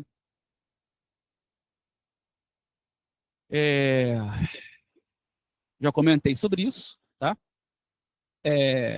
Então, a minha fase móvel, então, resumindo, fase móvel, ela pode estar no estado líquido, no estado gasoso, se está no líquido, cromatografia líquida. Se é um gás, cromatografia gasosa. Tá? Então, acabou, desmitificou. Qual é a diferença entre a cromatografia líquida e a cromatografia a gás? Né? É o estado físico da fase móvel. Tá, ok? Existe uma outra técnica, que é bem tipo um híbrido, né? Entre o líquido e o gás, tá? A fase móvel é o fluido supercrítico. O fluido supercrítico, se você esquentar muito líquido, altas temperaturas, botar muita pressão nesse líquido, eu atinjo um estado da matéria que é como se fosse um híbrido entre a cromatografia líquida e a gasosa. Tá? Isso aí é um tipo de cromatografia líquida bem pontual, bem específico. Tá? Por outro lado, a fase estacionária, que eu vou usar fases estacionárias sólido. Nesse caso, se a fase estacionária for um sólido, eu chamo de cromatografia de absorção. Se a fase estacionária ela é um líquido recobrindo um sólido, eu chamo de quê? Cromatografia de partição. Tá legal? E se minha fase também for também uma coisa meio que híbrida, né? Nem sólido, qual é o estado físico que não é nem sólido nem líquido? É um gel, é um colóide, tá? Então, ela pode ser, nesse caso, eu posso usar uma fase estacionária na técnica de cromatografia de exclusão molecular, tá bom? Já comentamos, por isso eu estou indo um pouco mais rápido, né? Só para relembrar, então, conceitos aqui, ó, nomenclatura, ó. A introdução do material dentro do cromatógrafo, eu chamo de quê? Injeção. O deslocamento das substâncias pela coluna, né, preferencialmente separando, né, eu chamo de migração. E a saída da substância, de preferência já separada, né, uma da outra, né, eu chamo de eluição. São termos muito comuns em cromatografia: injeção, migração, eluição. Claro que injeção é um termo mais usado em equipamento, né, cromatografia instrumental, né? Por exemplo, em cromatografia clássica, a gente fala muito de, né, em coluna de vidro, não fala muito bancada, a gente não fala injeção, né, apenas transferência do material para dentro da coluna, tá? Uma coisa interessante é que eu poderia falar para vocês também o seguinte, né? A fase móvel também ela elui pela coluna, ela se desloca pela coluna. É muito comum eu falar, a minha fase móvel está eluindo, né, pela coluna. Ela está migrando pela coluna, está percolando pela coluna, tá bom? Então, esse conceito de eluição e migração também eu posso tanto para os analistas da minha amostra, quanto para a minha fase móvel. Não faz sentido nenhum falar isso em função da fase estacionária, porque a fase estacionária está o quê? Ela está parada dentro da coluna, está quietinha, não se desloca.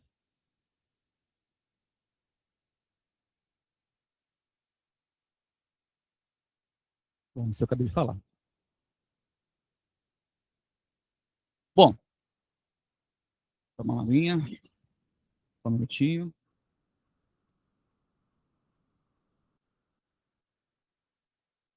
Muito bem. Aqui tem um esqueminha que a gente consegue ver os principais tipos de técnica usada em cromatografia, seja ela instrumental ou não, tá legal? Então aqui, eu posso pegar a cromatografia e dividir em dois grandes grupos, né? Quanto à orientação espacial da separação. Se a separação ocorre em duas dimensões, eu chamo de cromatografia planar. Por outro lado, se eu tenho o uso de um tubo, né, a coluna, eu tenho uma separação espacial. Tá? Então, eu faço cromatografia em coluna ou tubular. Tá bom? Na cromatografia planar, né, eu tenho duas técnicas que são as mais utilizadas, tá, em laboratório, tá? Que é a cromatografia em papel e a cromatografia em camada delgada ou camada fina, tá, em placa. Em coluna, é aquilo que a gente viu. A gente pode trabalhar em coluna, né?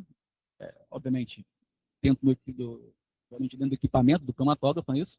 Eu posso fazer cromatografia líquida, e aí temos a cromatografia clássica, que é mais antiga, tá? E a moderna. Então, assim, no que você fala hoje em cromatografia moderna, cromatografia instrumental, líquida, está associado a quê? A CLAI, ou HPLC, cromatografia líquida de alta eficiência. Então, sempre falar de técnicas instrumentais de cromatografia líquida, tá? Eu estou falando de CLAI, né? Em algumas variações também eu posso ter CLUI, né, de ultra eficiência, tá? Não vou abordar isso aqui, tá? É específico para técnica.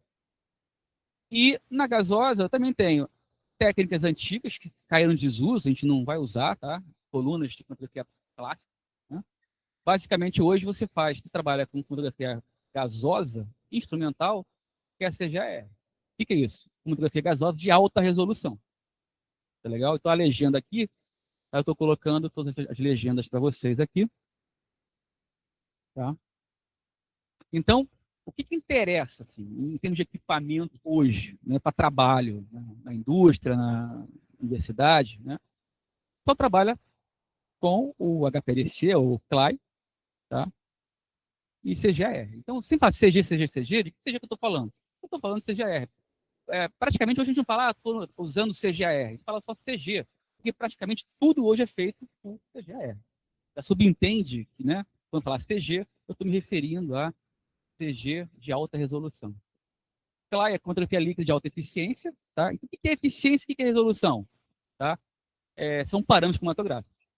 Tá? A gente não vai falar hoje, porque não dá tempo, tá? Mas são parâmetros que definem a técnica cromatográfica, tanto a eficiência quanto a resolução. Quanto melhor for esses parâmetros, melhor é a separação cromatográfica. Tá bom? Então, aqui, ó, eu tenho um exemplo de separação clássica em coluna.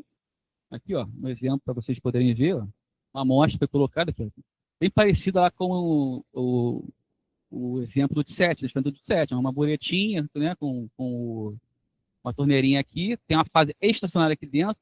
Eu acho que é um gel aqui, ó. É um coloide. Tá legal? A pessoa coloca a amostra aqui e vai separando aqui, ó. Então, isso aqui é uma banda, aqui é outra. Então, são pelo menos duas substâncias aqui, ó, separando em coluna de vidro, tá? Então, eu chamo o quê? De cromatografia clássica em coluna de vidro.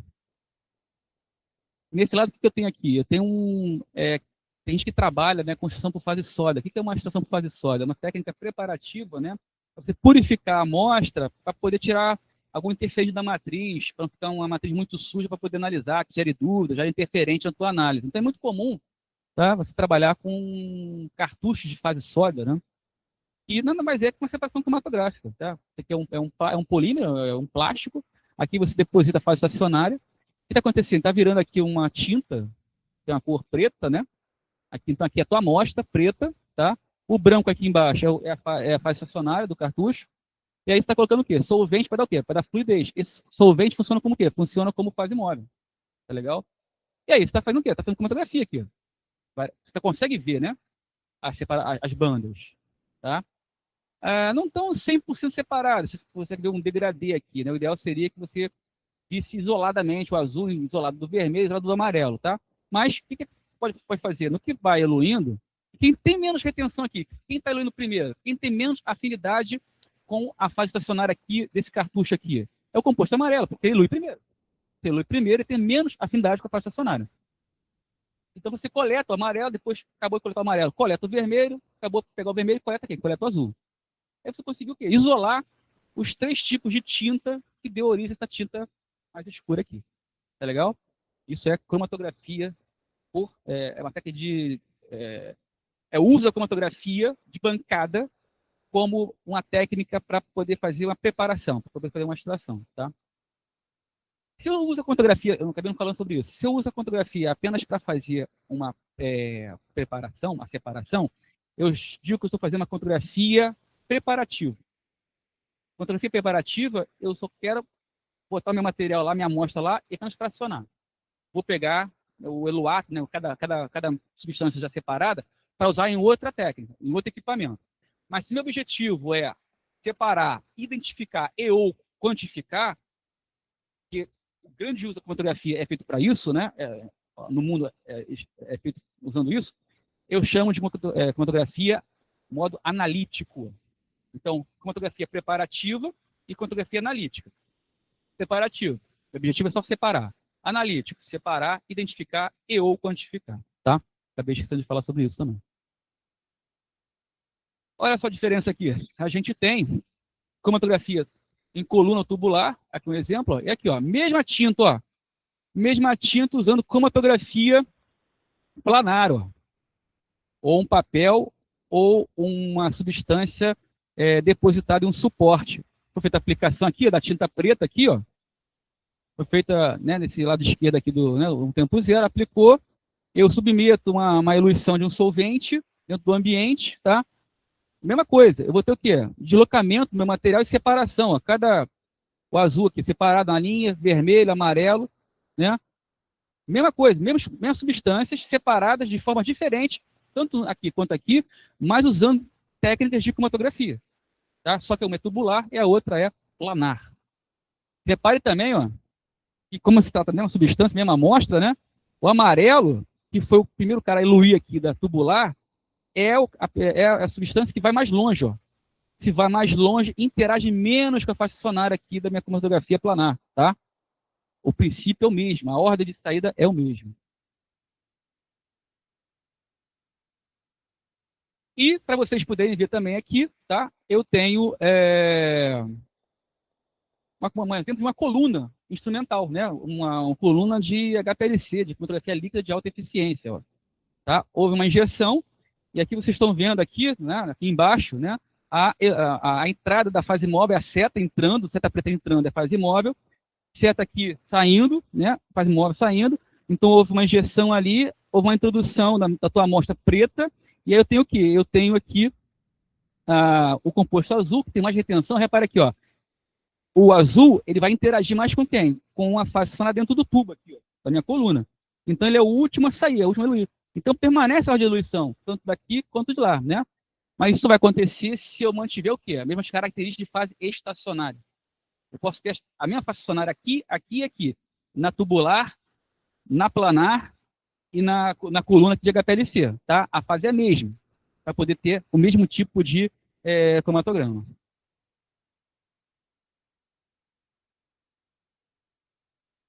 Estou mostrando para vocês também exemplos aqui, ó,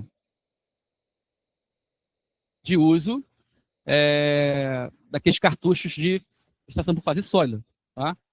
Aqui eu tenho, não sei se vocês conseguem ver, ó, perto da mão, né, ele regulando, aqui está o tubo de plástico, aqui ó, é a fase estacionária, tá? Eu passo a minha amostra por dentro do tubo, e aí vou recolher aqui dentro dessa cuba, né, que a gente bota um vácuo para poder ter um fluxo razoável, né, de gotejamento aqui, e recolho meu material aqui, ó. O material é recolhido separadamente dentro desse tubo de ensaio aqui, tá legal? E aí, para usar esse tipo de cartucho, eu tenho que fazer um trabalho técnico, eu tenho que condicionar com solvente, passar a amostra, lavar, né? E o que vai ficar de interesse é recolher depois, ficar dissolvido desse cartucho na fase estacionária, eu tenho que passar um outro solvente para que ele se despregue, né, da interação com o cartucho, com a fase estacionária daqui, e eu consiga recolher o meu analito em um tubo, tá? Aqui, essa foto aqui, eu tirei lá do laboratório, onde eu trabalhava, né, com urina, né? Eu trabalho com DOP, né? Então a urina era a matriz. Então, vocês estão vendo aqui, ó, um processo de extração por fase sólida, em urina, tá? Aqui tem a urina, tá? Vários cartuchinhos aqui. O branco aqui, ó, o branco embaixo é a minha fase estacionária, que vai reter aqui possíveis compostos de interesse que eu estou investigando, tá? E aí, o que não for retido, não tem interesse. Aí a urina passa aqui pelo cartucho, tá? O que eu tenho interesse, se tiver na minha urina algo que eu estou rastreando, né, no caso de doping for proibido, fica retido aqui nesse meu cartucho, tá? O que não me interessa da urina eu jogo fora, e aí, se tiver alguma coisa aqui de interesse, fica retido. O que eu tenho que fazer? Eu vou lavar, para limpar bem, para não ficar uma sujeira no meu extrato, e eu tenho que fazer o quê? Eu tenho que fazer uma maneira da substância, caso ela tenha ficado interagindo aqui, retida, ela se desconectar, né? Se separar da fase estacionária. Então, para poder recolher num tubinho aqui, no extrato vindo da separação por fase sólida. E também tem aqui uma outra possibilidade que eu falei para vocês, tá? De usar anticorpo na fase estacionária. Aqui, ó. Tá? Eu uso um suporte fase estacionária, eu tenho anticorpo aqui, tá legal? E o que acontece? Aqui eu tenho minha amostra, eu vou aplicar, só vai ficar ligado na fase estacionária, só vai ter interação se eu tiver um acoplamento perfeito entre antígeno, que é a minha molécula, minha substância de interesse, e o meu anticorpo aqui, né? Se não tiver acoplamento, então aqui, ó, a bolinha verde não vai acoplar aqui com o meu anticorpo, tá? Então ela vai passar, ela vai ser perdida, eu não tenho interesse nele, não fica retido. O que vai ficar retido? Vai ficar retido a minha substância que tiver uma compatibilidade com o meu anticorpo. Tá? Então, é isso. Assim, tem aqui a fase estacionária, aplico a minha amostra, o meu interesse, se tiver na minha amostra, fica preso aqui no anticorpo, o resto eu descarto, e depois tem que fazer o quê? Eu tenho que fazer uma eluição do que me interessa aqui, eu tenho que desplugar, né, do anticorpo, separar esse antígeno, a minha substância, do anticorpo e recuperar. Isto aqui eu vou recuperar, e repare só, eu tenho agora aqui somente quem? Somente só aquilo que me interessa, somente a substância que está purificada. Então, purificação por imunoafinidade. Tá? Eu consegui melhorar, né, a minha matriz, tirando possíveis interferentes, como, por exemplo, a bolinha verde aí. Tá bom?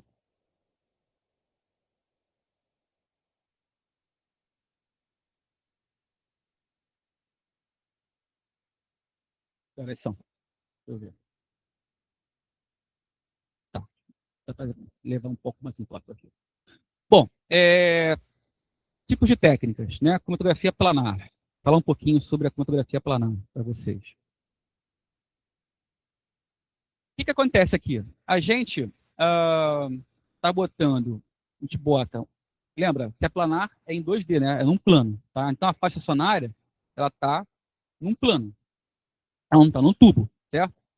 Então repara só, eu tenho aqui, eu posso ter uma placa de sílica, ou seja, eu tenho um suporte, pode ser de metal, pode ser um suporte de plástico ou de vidro, eu posso comprar, já está, isso aqui eu comprar no mercado, tá?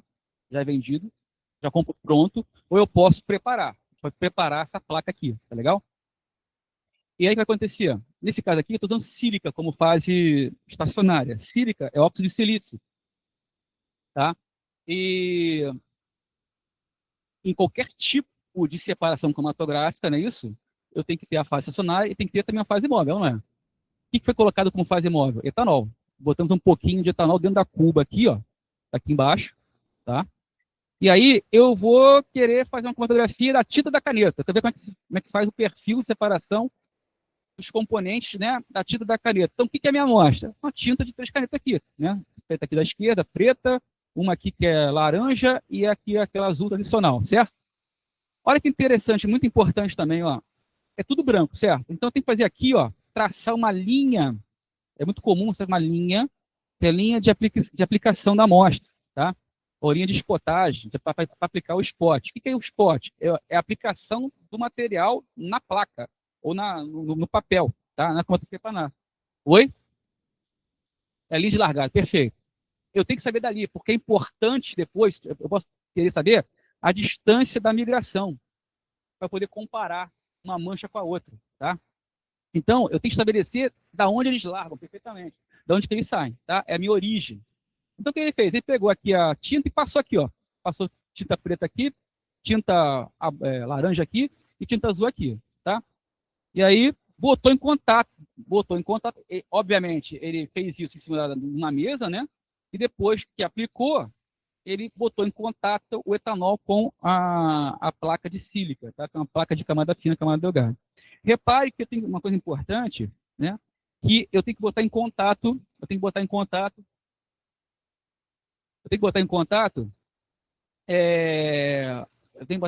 aqui o meu solvente, né, minha fase móvel, com o sistema sem enfiar muito, né, e submergir o ponto de aplicação.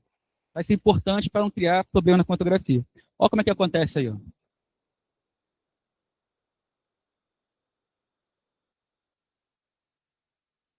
Olha lá, tá em time-lapse, tá legal? Tá em modo acelerado, tá vendo? Então aqui eu tenho a frente do solvente, ó, vai molhando a placa, né? Vai molhando e vai acontecendo a separação. A laranja está um pouco mais borrada, mas consegue ver a laranja, tem 2 cores, tem um laranja e tem um amarelinho. Então tem 2 componentes aí na tinta laranja, tá legal? Então isso é uma cromatografia de camada delgada. Tá, só um minutinho que vai a parte técnica mexer aqui.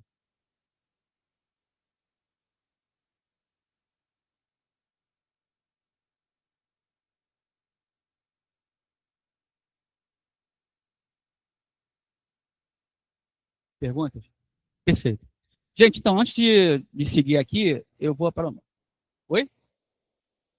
Eu vou mudar uma pausa para responder perguntas, porque eu não tenho controle aqui. Quem fez perguntas, eu não tenho como ver agora, tá?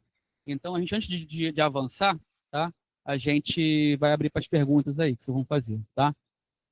Mas aqui que eu tenho é a cromatografia em papel, que foi desenvolvida inicialmente por Martin Singer, né, conforme eu falei para vocês, prêmio Nobel, tá? E aqui, ó, cromatografia em papel de variados tipos de canetas, ó, né? Variados compostos, dão variados tipos de comportamento cromatográfico. Então, o que você tem que fazer, no modo geral, é fazer o quê? A aplicação da amostra, tá? Que a gente fala de spotagem. Depois tem que mergulhar o papel dentro de um becker, uma cuba, o que for, com solvente. Importante não submergir o ponto de spotagem no solvente, mas sim molhar o papel, tentar encontrar só na base do papel, tá legal? E aqui o desenvolvimento da cromatografia, tá? O papel é o quê? Se é cromatografia, tem que ter o quê? Fase estacionária e fase móvel, certo? O papel é a fase estacionária. E qual é o composto que é a fase estacionária? É a celulose do papel. E qual é a característica de polaridade da celulose? É um polímero derivado de açúcar, né? Então, é uma fase estacionária polar. Então, se a fase é polar, que tipo de fase móvel eu devo colocar aqui, gente? No meu solvente aqui. Compostos de menor polaridade, mais apolares. Vai ter o quê? Vai ter um contraste de polaridade. Tá legal? Então, aqui são várias técnicas que a gente tem para fazer, tá? Aqui, ó, tá? São exemplos de cromatografia em papel. Aqui, ó. Eu tenho aqui o solvente, tenho aqui o papel. Repare, a mancha, né, onde aplicou a minha amostra, não submerge. Ele fica acima do nível do solvente. Isso é importantíssimo, tá? Aí vai molhando, né? Vai por capilaridade, vai molhando aqui o papel e quando chega aqui vai arrastar, ó. Vai solubilizar esse material aqui, né, na mancha preta e vai levar. No que vai levar, começa o quê? Começa a separar. envolve, né, o solvente vai subindo, os componentes da minha amostra aqui, né, da tinta, da caneta, vão separando aqui no papel. Aí eu falei para vocês, né, a celulose é o componente aqui do papel, né? Então é um composto com muita hidroxilas alcoólicas, né, que dão uma característica polar para a fase estacionária. Consequentemente, os solventes, eu tenho que usar solventes mais apolar, de baixa polaridade. Tá legal? Ou seja, recomenda botar aqui água? Não se recomenda. Tá? Tem que ser alguma coisa, algum solvente orgânico, de preferência. Tá? Ou se botar água em baixa concentração. E aqui também um tipo de fotografia em papel radial. Né? Então, isso é um pouco mais incomum, não é muito comum você encontrar isso, né? Mas qual é a ideia? Você aplica a amostra aqui e isso aqui fica girando, né? Fica girando, usa uma força centrífuga, e aí o deslocamento, né, a eluição se dá do centro aqui do papel para as bordas do papel. Né? Então você vê aqui, ó, um composto aqui azul, outro composto laranja aqui, há uma separação cromatográfica radial. Tá? Não é tão comum, tá? Nunca trabalhei com ela, mas existe algumas aplicações. Tá? E aí, para fechar esse slide aqui, uma coisa muito importante, tá? Quando a gente trabalha com camada fina, camada delgada, né? É a gente, caso queira identificar, né, trazer uma informação qualitativa, a gente trabalha com o valor de RF. O que é o valor de RF? Né? É um valor calculado entre a razão da distância do ponto de aplicação do spot da origem aqui até o centro da mancha, dividido, tá, pela distância percorrida pelo solvente. Então aqui, ó, aqui embaixo, né, em que você tem aqui as distâncias em centímetros, 10, 8, 6 e 2, tá? Se eu quero calcular o RF do composto vermelho, após a minha análise, tá? O que eu vou fazer? Eu tenho que medir do ponto do spot, do ponto da aplicação até o centro do vermelho, digamos que deu 2 centímetros. E vou dividir esse valor pelo quê? Pela distância percorrida aqui pelo solvente, que no caso foi quanto? Foi 10 centímetros. Então, 2 por 10 dá 0,2. Então, esse RF é de 0,2. Então, RF é um valor sempre que vai estar compreendido entre 0 e 1. Tá bom? E o que significa isso? Quanto menor for o valor RF na cromatografia de camada fina, camada em papel, na planar, mais interação está tendo a minha substância com a fase estacionária. Quanto maior for esse RF, né, o valor de RF, quanto mais próximo né, quanto maior for esse valor, 0,8, 0,9, né, mais distância ele percorreu, mais migração foi realizada, tá? Menos afinidade ele está tendo pela fase estacionária da minha cromatografia. Tá bom? Então, eu vou abrir para perguntas, né, porque eu falei bastante aqui. Estou à disposição de vocês aí para perguntar o que a gente viu até agora.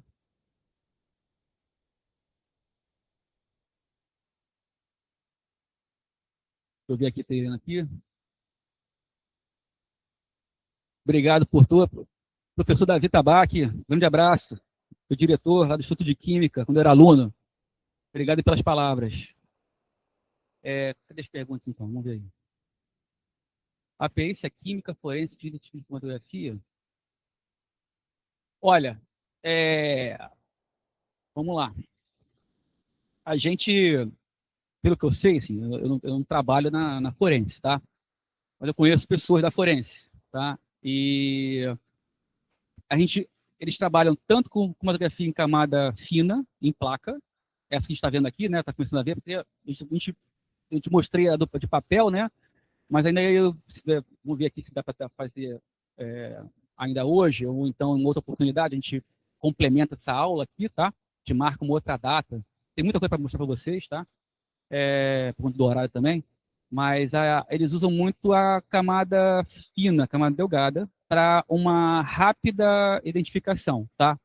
Mas no que tem laudo pericial, tá? Até onde eu sei, como é uma coisa, né, judicial, uma coisa legal, é bom você usar uma técnica de confirmação, tá? E isso serve até também a ideia, até no controle de dopagem, tá? No controle de dopagem a gente usa só equipamento. Em algumas situações, tá? Pode até usar uma técnica de ELISA, de triagem, tá? Mas te respondendo, a perícia, ela pode trabalhar tanto, dependendo do que tá? Para ver qual é o material que está lá foi recebido. tanto em camada fina, tá? Mas se der alguma suspeita na camada fina, na camada delgada, eles têm que obrigatoriamente confirmar, geralmente usando cromatografia, tá? Gasosa, a gás, né? Cromatografia a gás, acoplada à espectrometria de massa, ou cromatografia líquida acoplada à massa. Ou seja, sendo bem específico. Ele pode usar análise de triagem, assim, sem muita especificidade, só para eliminar algumas considerações, tá? Em camada delgada, camada fina, mas laudos para confirmar, né, aquela presença daquela substância na pessoa ou no material, se recomenda, eles fazem usando cromatografia, como técnica de separação. E não só isso, tá? Outras técnicas também, outras técnicas espectroscópicas, tá? Mas na cromatografia, usam cromatografia a gás, geralmente é acoplada com massas, tá? Detector de massas e líquida massa também, tá bom? O que mais? Fala. Tá bom, tá legal.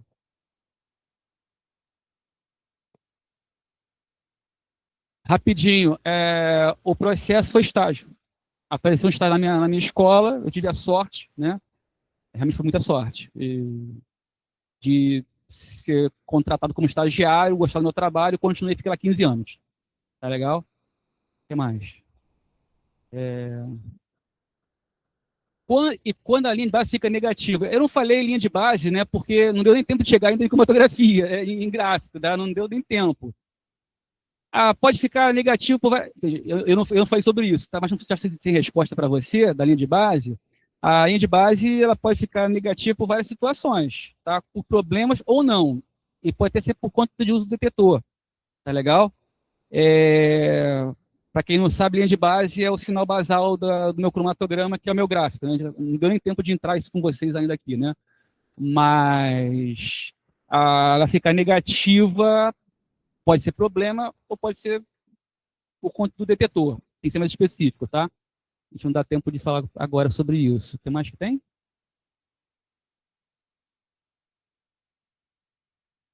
Porque eu não li nada, né? Eu fui falando, então assim, deixa eu ver.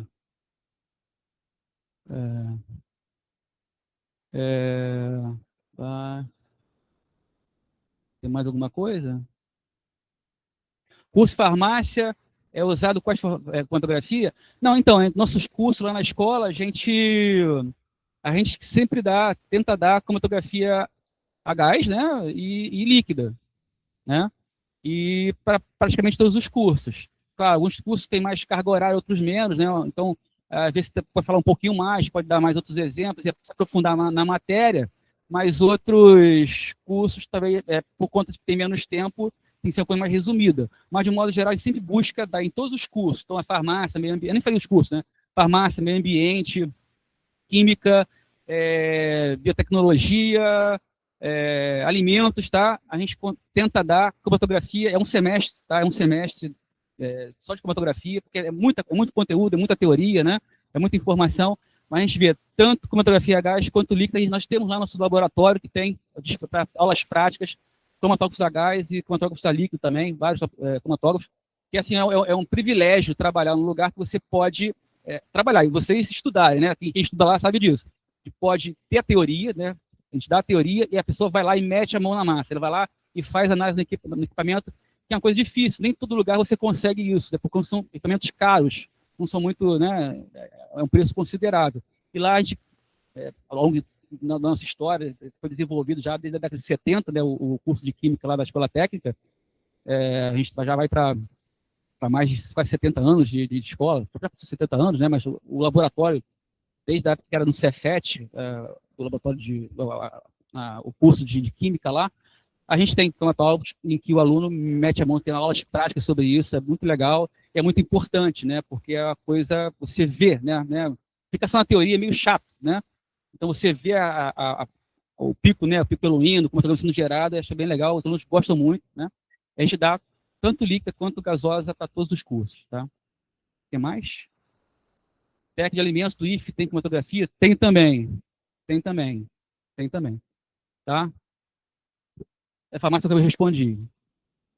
Eu respondi. Obrigado, Pilar, pela elogio da apresentação. eu me empolgo bastante, eu falo direto, né? Então, para dar tempo de ter bastante informação, tá? Eu acho que a gente está com que horário? Acabou? Fechou? Olha só, a gente está com 8 horas, né? É por conta daqui do local. Veja, eu não consegui falar tudo que eu trouxe. Eu falo bastante, né? Assim, podemos combinar, assim, eu ficaria super feliz da outra oportunidade de complementar, porque eu vou falar justamente isso, vou falar da parte que fica mais delgada, fina, e depois vou entrar nesse aspecto que me perguntaram aqui, da geração do cromatograma, né, dos principais componentes de um cromatógrafo, que eu trouxe material, né? Eu não sei nem qual foi a página que eu parei aqui, não sei nem como ver a apresentação, né? Yeah.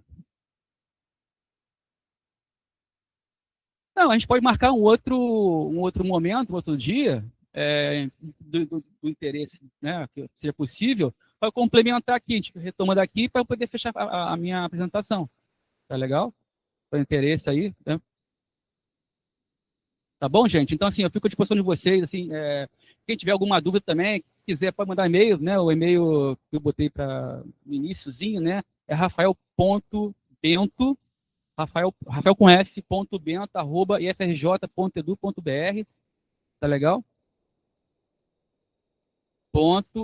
Bento, né? Tem vários Rafaéis lá na instituição. Rafael com F, ponto Bento, arroba, ifrj.edu.br.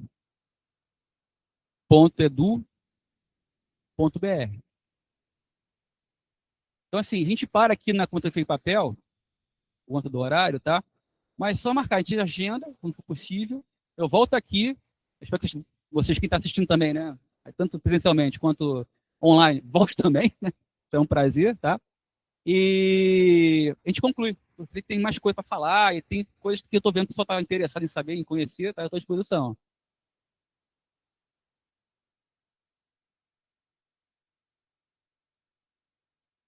Perfeito, perfeito. É só para poder fechar, para ver, né? Tem, sim, a teoria básica, assim, é muito conteúdo, é muita informação, tá?